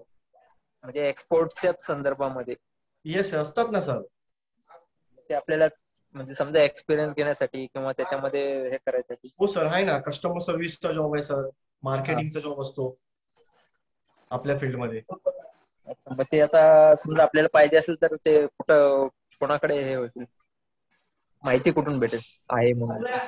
तर एक्झिम करून एक न्यूज पेपर असतो, एक्झिम. त्या पेपरमध्ये सर रेग्युलरली येत असतात. अच्छा. त्या पण तुम्हाला म्हणजे रिक्वायर हवं असेल त्यांना तर एक्झिम पेपरमध्ये येतात सर. वॅकन्सी फ्रेशर्स वगैरे ते पण असतात का? काही फ्रेशर्स एक्सपिरियन्स वगैरे लागतो? एक्सपिरियन्स साठी पण जास्त करून एक्सपिरियन्स घेतात, फ्रेशर साठी पण असतात त्याच्यामध्ये. ओके. बट तरी शेवटी तुमच्या ॲबिलिटी जर असेल तर इट डझंट मॅटर की तुम्ही जर मार्केटिंग मध्ये जर जॉब करायचं ठरवलात तर सगळ्या गोष्टी तुम्हाला लक्षात येतील. बट तुम्हाला जर बोलता येते, प्रोडक्ट सेल करता येते किंवा कस्टमर आणता येते, सो नो मॅटर तुमचा एक्सपिरियन्स काय आहे. राईट सर, बरोबर आहे. ओके. असं जरुरीचं नाही की तुम्ही इथे शिकलात म्हणजे तुम्ही एक्सपोर्टरच बनू शकता, किंवा नाही शिकलात म्हणजे तुम्ही एक्सपोर्टर बनू. तुम्हाला जर करायचं तर तुम्ही करू शकता काही. बेसिक नॉलेज साठी सर तर तुम्हाला शिकवतातच आहे पुढे. म्हणजे असं समजा फील्ड वर्क किंवा आपण एखाद्या एक्सपोर्टर बरोबर सोबत काम करणं, असं कोणतं काही काम करता येईल का? हो सर, तुम्ही एक्सपोर्टर कडे लागू शकता. फ्रेट फॉरवर्डिंग मध्ये लागण्यापेक्षा तुम्ही जर कुठल्या एक्सपोर्टर कडे लागला तर तुम्हाला चांगलं म्हणजे कळेल की तो कसा कुठून माल घेतोय, कसा तो विकतोय आणि काय चाललंय सगळं. इंटरनली काय चाललंय ते तुम्हाला कळू शकेल. तुमचा प्रोडक्टवर अवलंबून आहे. पण तुम्ही आता तुमच्याकडे कुठला प्रोडक्ट आहे सर? ऍग्रिकल्चर प्रोडक्टच असतं आपल्याला. ओके, ऍग्रिकल्चर आहे ना. तर सर ऍग्रिकल्चर कंपनीचा जो आता शिपर असेल त्याच्याकडे तुम्ही जर जॉबला लागला तर तुम्हाला आयडिया येईल तिथून. म्हणजे बेसिक तरी नॉलेज तुम्हाला येऊ शकेल की काय तुम्हाला केलं पाहिजे, कुठले डॉक्युमेंट्स लागतात, आपण कसं केलं पाहिजे. म्हणजे जेणेकरून तुम्ही चालू केलं तर तुम्हाला जास्त कम्फर्टेबल होईल. एक्सपोर्टरकडे किती दिवस काम केल्यानंतर आपल्याला चांगला एक्सपिरियन्स आहे? हॅलो हॅलो हा सर. एक्सपोर्टरकडे किती दिवस काम केल्यानंतर आपल्याला चांगला एक्सपिरियन्स आहे? सर हे तर तुमच्या म्हणजे तुम्ही किती हुशार आहे त्याच्यावर अवलंबून आहे ना सर. आता माझ्या बरोबर लागलेली पण भरपूर मुलं आहेत की ती जे त्यांना अजूनपर्यंत काही कळतच नाही. आणि तुम्ही जर स्मार्ट असाल तर तुम्ही 6 महिन्यातच शिकू शकता सगळं. जास्त शिकण्याचा प्रयत्न केला तर आपण लवकर शिकतो. अच्छा. तुम्ही जर लक्ष देऊन आणि तुम्हाला करायचं असेल तर तुम्ही परफेक्ट त्या गोष्टीवर लक्ष देणार. काही लोक असतात की ते दिवस त्यांना ढकलायचे असतात, ते लोक करतच बसतात. त्यांना माहिती आहे मला पुढे काही करायचंच नाही. जर मला शिकायचं असेल तर मी लवकर शिकेन ना. जर मला तिथेच काम करायचं असेल तर मी म्हणजे काळ नकळत करेन. तसं आहे. तर तुम्हाला आता इच्छा आहे की मला बाबा काहीतरी एक्सपोर्ट करून किंवा काय करून मला मोठा माणूसच व्हायचं, तर तुम्ही जास्तीत जास्त लक्ष देणार, रात्री जास्त लक्ष देणार. आता मी जेव्हा शिकत होतो तेव्हा मी 9-10 वाजेपर्यंत बसत होतो. टाइम कधीच बघितला नाही. त्यामुळे मला बेनिफिट झालं ना त्याचा की मला म्हणजे सगळ्या गोष्टी कळल्या काय असतात आणि काय नसतं. आणि माझ्याबरोबर जी मुलं होती ती 7ला जायची आणि मला हसायची की काय तू एवढा वेळ बसतो, तुला कंपनी थोडी एवढा पेमेंट देते. तेव्हा मला पेमेंट कमी होतं, पण आज मी त्यांच्यापेक्षा जास्त पगार घेतो. ह्याच फील्डमध्ये. तुम्ही एक्सपोर्टर आहात का? येस, आम्ही एक्सपोर्टर नाही सर, आम्ही फ्रेट फॉरवर्डर आहे. जे एक्सपोर्टर असतात ते आमच्या एक्सपोर्ट करतात. आमच्याकडे त्यांना जिथे पाठवायचं समजा तुम्हाला सिंगापूर, जेवलली कुठल्या पण देशात पाठवायचं ते आमच्या थ्रू पाठवतात. Okay okay. क्लायंट बरोबर टायअप असतात, ज्यांच्या बोटी असतात ना, वेसल असते त्यांची स्वतःची, त्यांच्याबरोबर आमचे टायअप असतात. अच्छा. आम्ही त्यांना दर महिन्याला समजा 100 कंटेनर देतोय, त्यामुळे ते आम्हाला रेट कमी देत असतात. Okay okay. हा, एक प्रकारे ते आमच्या बरोबर जोडलेले असतात, त्यामुळे ते लोक आम्हाला रेट कमी वगैरे देत असतात. तुमच्या कंपनीचं नाव काय बोलला? Trans global logistic private limited. Trans global. Trans global. Yes sir. Okay okay, thank you. Sir तुम्ही सीएचचं पण काम करता का? हो सर, आम्ही सीएचे पण करतो, पण प्रोडक्ट वाईजच करतो आम्ही. Pharmaceutical, plastic, engineering goods, chemical अशा प्रोडक्ट्स आम्ही करतो. आम्ही फूड स्टॉक प्रोडक्ट करत नाही. म्हणजे पूर्ण ऍपेडा मध्ये त्याचं काय, म्हणजे जे ऍग्रिकल्चर प्रोडक्ट्स वगैरे आहे ते काहीच तुम्ही त्यामध्ये काम नाही करत, बरोबर? ऍग्रिकल्चरचं आम्ही सर करत नाही, कारण त्याला गव्हर्नमेंटच्या ऑथॉरिटीज खूप असतात आणि त्यांचे ऑलरेडी सेटिंग्स असतात. त्या सीएचे जे लोक करतात ना, त्यांचे ऑलरेडी ते बांधलेले असतात, त्यामुळे त्यांच्याकडनं ते लवकर क्लिअरिंग होतं. अच्छा. आमचे ते प्रोडक्ट नाही, ते आम्ही नाही करत प्रोडक्ट. अच्छा. डोंट वरी सर, तुम्हाला जे काही असेल container, perishable, non perishable, pharmaceutical, अजून कुठला इंडस्ट्रियल प्रोडक्ट, डोंट वरी, तुम्हाला जे काही कॉन्टॅक्ट हवेत ते आपल्याकडे आहेत, डोंट वरी. सो तिथून तुम्ही एक्सप्लोर करू शकता तुमचा स्वतःचा कंटेनर. पण जेवढा काही इन्फॉर्मेशन आहेत नॉन पेरिशेबल बद्दल आणि फ्रेट, एक्झॅक्टली सीएच आणि फ्रेट फॉरवर्डचा डिफरन्स बघा, कुठं तुम्ही अमाऊंट सेव्ह करू शकता हे बघा, त्याचे काय टेक्निक्स आहेत, या सगळ्या आपण एक्सप्लोर केल्या आणि नक्कीच तुमच्या क्वेश्चनचाही आन्सर मिळाला असेल.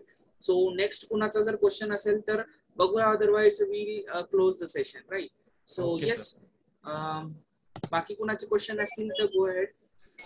म्हटल्यावर आपल्याला जागा वगैरे काही लागते का, म्हणजे अशी कोणाचा सुद्धा माल वगैरे असतात तो आपल्याला स्वतःला ठेवावं लागतं? समजलं नाही सर, तुमचा प्रश्न परत विचारा. समजा एखाद्याचे टमाट्याचा प्लॉट आहे, ओके, त्याला एक्सपोर्ट करायचा आहे, मग तो आपल्याशी कॉन्टॅक्ट केला तर त्याचा टमाट्याचं सगळं आपल्याला जागा वगैरे लागते का ते ठेवण्यासाठी?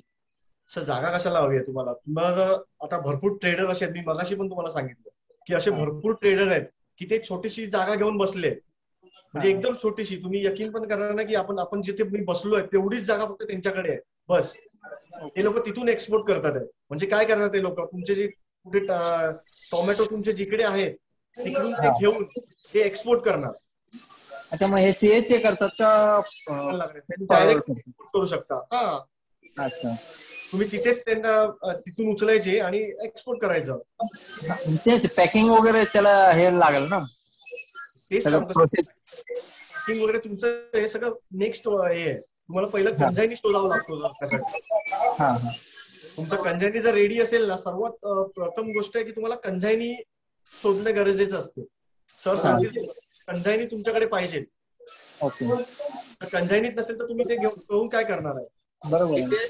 एक लक्षात घ्या सर, आपण हा जो सेशन आहे हा एक नेक्स्ट लेवलचा सेशन आहे. जे लोक डॉक्युमेंट्स कव्हर झालेत, कंपनी सेटअप आहे, त्याच्याकडे बायर आहे, पॅकेजिंग रेडी आहे, सगळं काही रेडी आहे. आता बस त्याला एक लॉजिस्टिक शिपमेंट मध्ये किंवा फ्रेट फॉरवर्डर कडनं मदत हवी की माझा इंडियावरनं जेबीएलला एक्सपोर्ट कसा केला जातो ते करून देण्याचा एक मीडियम हे आहे. ज्या काही गोष्टी तुम्हाला शिकायच्या आहेत ऑलरेडी आपण वेबिनार मध्ये या गोष्टी क्लिअर करतो. 3-4 सेशन्स मध्ये तुम्हाला एक कॉन्फिडन्स लेवल बिल्डअप करून देतो. त्यानंतर पुढे ज्या लोकांना जोडायचं ते ऍडव्हान्स लेवल कोर्स मध्ये एनरोल केलेत आणि ते शिकतायत, right? They are happy with this. आणि ऍडव्हान्स लेवल कोर्स केल्यानंतर एक्झॅक्टली तुम्हाला मी इनिशियली शेड्यूल दाखवला. तुम्ही जर लेट जॉईन झाला असाल तर तुम्हाला लक्षात आलं नसेल. We are arranging one meeting, physical meeting, आणि त्या फिजिकल मीटिंग पासून आपण तुम्हाला एक्सपोर्टर सोबत कनेक्ट करतो, जे की तुमची शिपमेंट इझिली एक्सपोर्ट होते, राईट? सो नॉमिनल इन्व्हेस्टमेंट मध्ये काही ठिकाणी तुम्हाला ज्या लोकांना शिकायचं त्यांना स्टफिंग प्रोग्राम घेतले जातात. एक्झॅक्टली केळी कशी स्टफिंग केली जाते त्या ठिकाणी तुम्हाला केळी पॅकेजिंगचे बॉक्सचे कॉन्टॅक्ट मिळतील. त्या केळी बॉक्स मध्ये किती होल्स असतात एक्झॅक्टली ऍपेडावरती तुम्हाला त्याचं स्पेसिफिकेशन मिळेल की कुठल्या प्रोडक्टला कुठले बॉक्सिंग लागतात. ज्या लोकांनी डिस्टन्स बद्दल विचारलंय त्या सुद्धा गोष्टी तुम्हाला ऍपेडावरती लक्षात येतील की ऍपेडावरती जाऊन चेक करा. समजा जेबीएल म्हणा किंवा मुंबई JNPT वरनं जेबीएलचं डिस्टन्स काय आहे, ते किती नॉट्स मध्ये बोटचं जे काही स्पीड ऍव्हरेज स्पीड पकडून किती दिवसात पोहोचू शकते, एक ऍव्हरेज स्पीड तुम्हाला तिथं लक्षात येईल. दुसरी गोष्ट ट्रेड मॅप सारख्या वेबसाईट आहेत, FIO सारख्या वेबसाईट आहेत, ट्रेड कॅल्क्युलेटर, त्यानंतर अजून खूप साऱ्या अशा वेबसाईट आहेत तिथून तुम्हाला खूप साऱ्या गोष्टीचं नॉलेज मिळतं. हे एक ऍडव्हान्स लेवलसाठी का, तर तुम्हाला जी काही माहिती होती इलॉजिकल थिंग्स माहिती होत्या की फ्रेट फॉरवर्डर नक्की काय होतो आणि आपल्याला कुठं मदत करतो, त्यासाठी आपण हा सेशन अरेंज करतोय. बेसिक आम्ही पासून फक्त शिकायचं आहे, ट्रान्सपोर्टर आपल्यासोबत आहे. कनेक्ट होऊन शिकू शकता. राईट. येस, आम्ही बेसिकली त्यांना सांगा की फक्त ट्रान्सपोर्टर आहे एक प्रकारचा, की एअर आणि सी मधनं आम्ही ट्रान्सपोर्ट करतो जे तुमचा माल रेडी झाल्यानंतर. ग्रेट. ह्याच्यावरती कोणाला काही क्वेश्चन असेल तर you can go ahead sir. काही लोकांना आहे क्वेश्चन, हँड रेज केल्यात, सो विचारू शकता क्वेश्चन. Yes, anyone? जर नसतील क्वेश्चन, सो आपल्याला एक्सप्लोर करता बऱ्याचशा गोष्टी आल्यात, ऑलमोस्ट तुमचे प्रश्नही कव्हर झालेत. आणि थँक्यू सो मच सर की तुम्ही आज वेळ काढून आलात आणि नॉर्मली सगळ्या लोकांना मदत होईल फ्रेट फॉरवर्डर मध्ये. आता मराठी लोक खूप पुढे गेलेली मला पण खूप आवडेल आणि आपले एक्सपोर्टर असेच वाढत जावो हीच आशा. Yes 100% sir. 2025च नाही तर 1 वर्षामध्येच आपले एवढे एक्सपोर्टर्स होतील की इन केस मराठी माणूस एक्सपोर्ट फील्ड मध्ये तुम्हाला कंटिन्युअसली दिसेल. तुम्ही जे एक सेंटेन्स सांगितला की ऑलरेडी मराठी माणसं नव्हते किंवा आताही आहेत पण बोटावर मोजण्या इतके आहेत, त्याला आपल्याला एक मोठं एक ग्रुप कॅल्क्युलेशन करायचंय. प्रत्येक मराठी माणूस एक्सपोर्टर मध्ये काम केला पाहिजे. तो माणूस कधी काम करतो, त्याचा कॉन्फिडन्स लेवल कधी बिल्डअप होतो, त्याला जर करेक्ट नॉलेज मिळालं तर. तुम्ही जर कुणाला एक्सपोर्ट फील्ड बद्दल विचारायला गेलात तर पहिला त्याचा प्रश्न असतो की त्याचं उत्तर असतं की हा खूप मोठ्या लोकांचा गेम आहे, तू कसं काय करू शकतोस, तुझा पैसा बुडू शकतो. यासाठी सर तुम्हाला मी एक सांगेन की तुम्हाला थोड्या शिपर्सला भेटायला लागेल. तुम्हाला पण स्वतःला आयडिया येईल की तुम्ही किती म्हणजे लो लेवल लोक पण ही गोष्टी करतात आहे. आपला कॉन्फिडन्स केव्हा वाढतो जेव्हा आपण 2-4 जणांना भेटतो ज्यांना हा प्रश्न असेल की शिपर म्हणजे एकदम मोठे बिग मॅन, त्यांनी इथे येऊन थोडे शिपरला भेटणं गरजेचं असते सर. मग आपल्याला स्वतःच आयडिया येईल की हे लोक करतात तर आपण पण करू शकतो. Yes right. आणि थोडीशी तुम्हाला इनिशियली स्ट्रगल करावा लागतो. कुठलीही गोष्ट इनिशियल लेवलला एक्सपोर्ट म्हणजे कॉलवरती होणारी गोष्ट नाहीये. इनिशियली तुम्हाला बायर बघावा लागतो, पॅकेजिंग स्वतः जाऊन तिथं माल बघावा लागतो, परचेस करावा लागतो, डील्स करावे लागतात, कॅमेरा व्हर्च्युअल मीटिंग्स मध्ये फेस करावे लागतं. डील कम्प्लीट झाल्यानंतर जे काही प्रोसिजर आहे इनिशियली तुम्हाला 10-12 कंटेनर साठी खूप झगडावं लागतं, काम करावं लागतं. त्यानंतर तुमची एवढी सिस्टमॅटिकली गोष्टी होतील. तुमच्याकडे मिलचा नंबर आहे, तुमच्याकडे बायर आहे, तुमच्याकडे फ्रेट फॉरवर्डरचा नंबर आहे, सीएचचा नंबर आहे. घरी बसून कंटेनर एक्सपोर्ट करू शकता. आपल्यासोबत असे कितीतरी एक्सपोर्टर कनेक्टेड आहेत जे त्यांनी जस्ट कॉलिंग वरनं काम करून 60-60 कंटेनर महिन्याचे एक्सपोर्ट करतायत. राईट. ऑलरेडी मी तुम्हाला एक्सप्लेन केलंय त्याबद्दल. बट तुम्हालाही काम करायचं तर इनिशियली जुडून काम करा. आपण एक मोठी कम्युनिटी बनवूया. आता आपल्यासोबत इतके सारे सप्लायर्स कनेक्टेड आहेत. कुठल्याही मटेरियलची गरज पडू द्या, आपल्यासोबत मराठी माणूस तुम्हाला मटेरियल प्रोव्हाइड करेल. त्यामध्ये त्यांचा बेनिफिट होईल आणि जे लोक एक्सपोर्ट करणार आहेत त्यांचाही होईल. राईट. तर या ऑपॉर्च्युनिटीज आपण इथं सेट करतोय. सो फ्रेट फॉरवर्डिंग बद्दल कुणाला काही क्वेश्चन असेल तर तुम्ही विचारू शकता. Otherwise we will close the wind up the session. Yes, I will give 30 seconds आणि आपण चॅट बॉक्स मध्ये चेक करूया काही क्वेश्चन्स आले असतील तर. Yes, great. Suraj Gulsar sirani will thank you Sudesh sir, Shubham sir for amazing guidance and taking such initiatives for Marathi people. Thank you so much Suraj sir. I really appreciate your comment that you have त्या exactly Siddhesh सरांचंही मला खरंच thank you so much की तुम्ही इथं आलात. आणि दुसरी गोष्ट बऱ्याचशा लोकांचं एक लव्ह अँड ब्लेसिंग्स मिळतात जेणेकरून एक कॉन्फिडन्स लेवल येतो की सर आपल्याला अजून काम करायचंय खूप सारं. या छोट्या छोट्या मोटिवेशन एनर्जीच आपल्याला पुढेच घेऊन जातात काम करण्यासाठी. दुसरी गोष्ट प्लीज कॉन्टॅक्ट नंबर, सगळ्यांना कॉन्टॅक्ट नंबर दिला जाईल. Don't worry about it. पण तुमची लेवल काय रीच झाली आहे राईट, त्याच्यावरनं तुम्हाला सगळ्या गोष्टी मिळतील. तुम्हाला कुठलाही प्रॉब्लेम येऊ द्या, even you want to connect with supplier, freight forwarder, trader, exporter, manufacturer, कुठलाही प्रोडक्ट असू द्या, इव्हन राजस्थान पासून ते महाराष्ट्र पर्यंत आपण सगळ्या गोष्टी तुम्हाला प्रोव्हाइड करूया.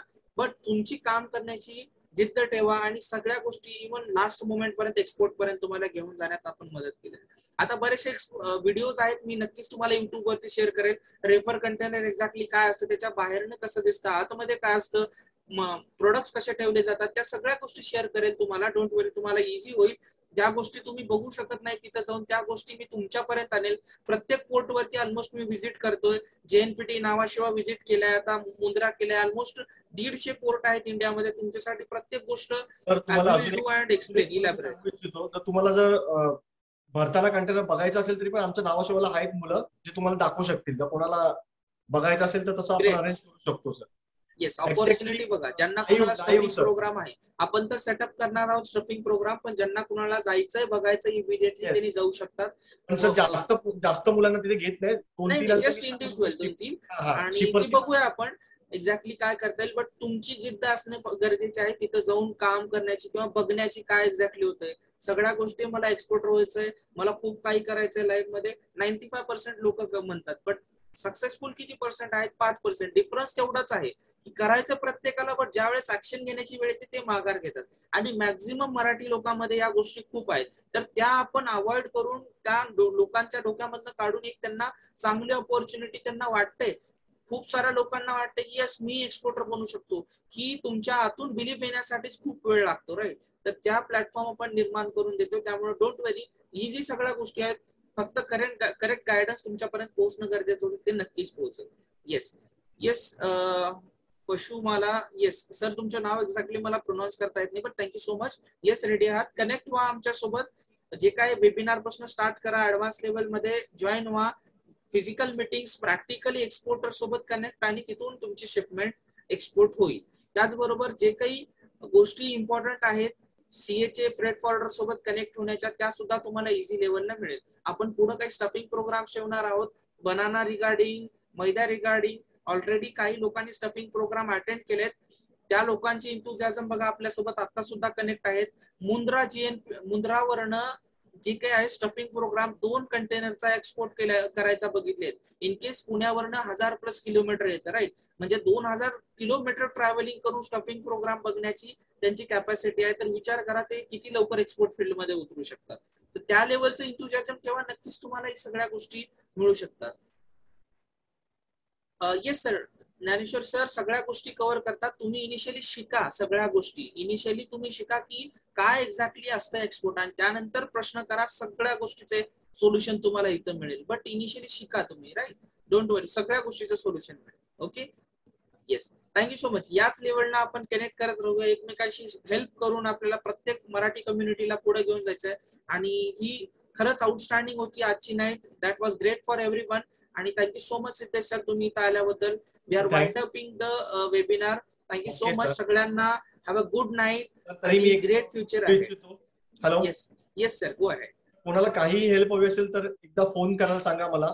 येस शुअर सर, 100% त्यांना परफेक्ट हे देईन. Yes guidance.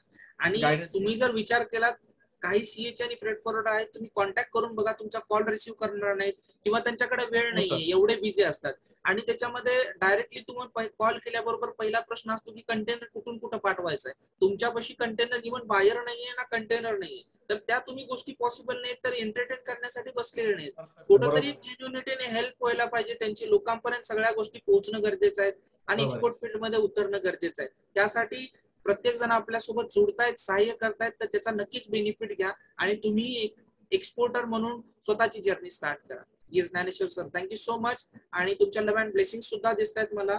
Yes literally. Karan sir, मी तुम्हाला शेअर करेल, डोंट वरी अबाउट नंबर, सगळ्या गोष्टी शेअर करेल. Okay, thank you so much. Yes, good night. Yes good night आणि व्हेरी गुड नाईट. तुम्ही फ्युचर साठी रेडी राहा. जे कोण कुणाला काम करायचं पुढं, कोर्स कव्हर करा पूर्णपणे, त्याच्या पुढली जर्नी आपण स्टार्ट करू. Thank you so much sir. तर आपण वेबिनार एंड करतो. नवीन शिपर लोकांना सर्वांना शुभेच्छा माझ्यातर्फे पण. लवकरात लवकर एक्सपोर्ट करा. सर आज आपल्यासाठी 2 तास झालं ऑफिस मध्ये बसलेत, कारण ऑलरेडी त्यांची जे काही आहे 8 पासून 6-7लाच घ्यायचा होता, बट 8 पासून 2 तास आपल्यासाठी होल्ड करून थांबलेत. they need to travel and go to home. खूप साऱ्या गोष्टी आहेत, but thank you so much sir. आला तुमचा एक हा छोटासा वेळ जो आहे खूप मौल्यवान ठरेल जे कोणी लोक नवीन आहेत. Thank you so much sir. नक्कीच, thanks sir. Great, thank you so much. Let's end the session. Thank you.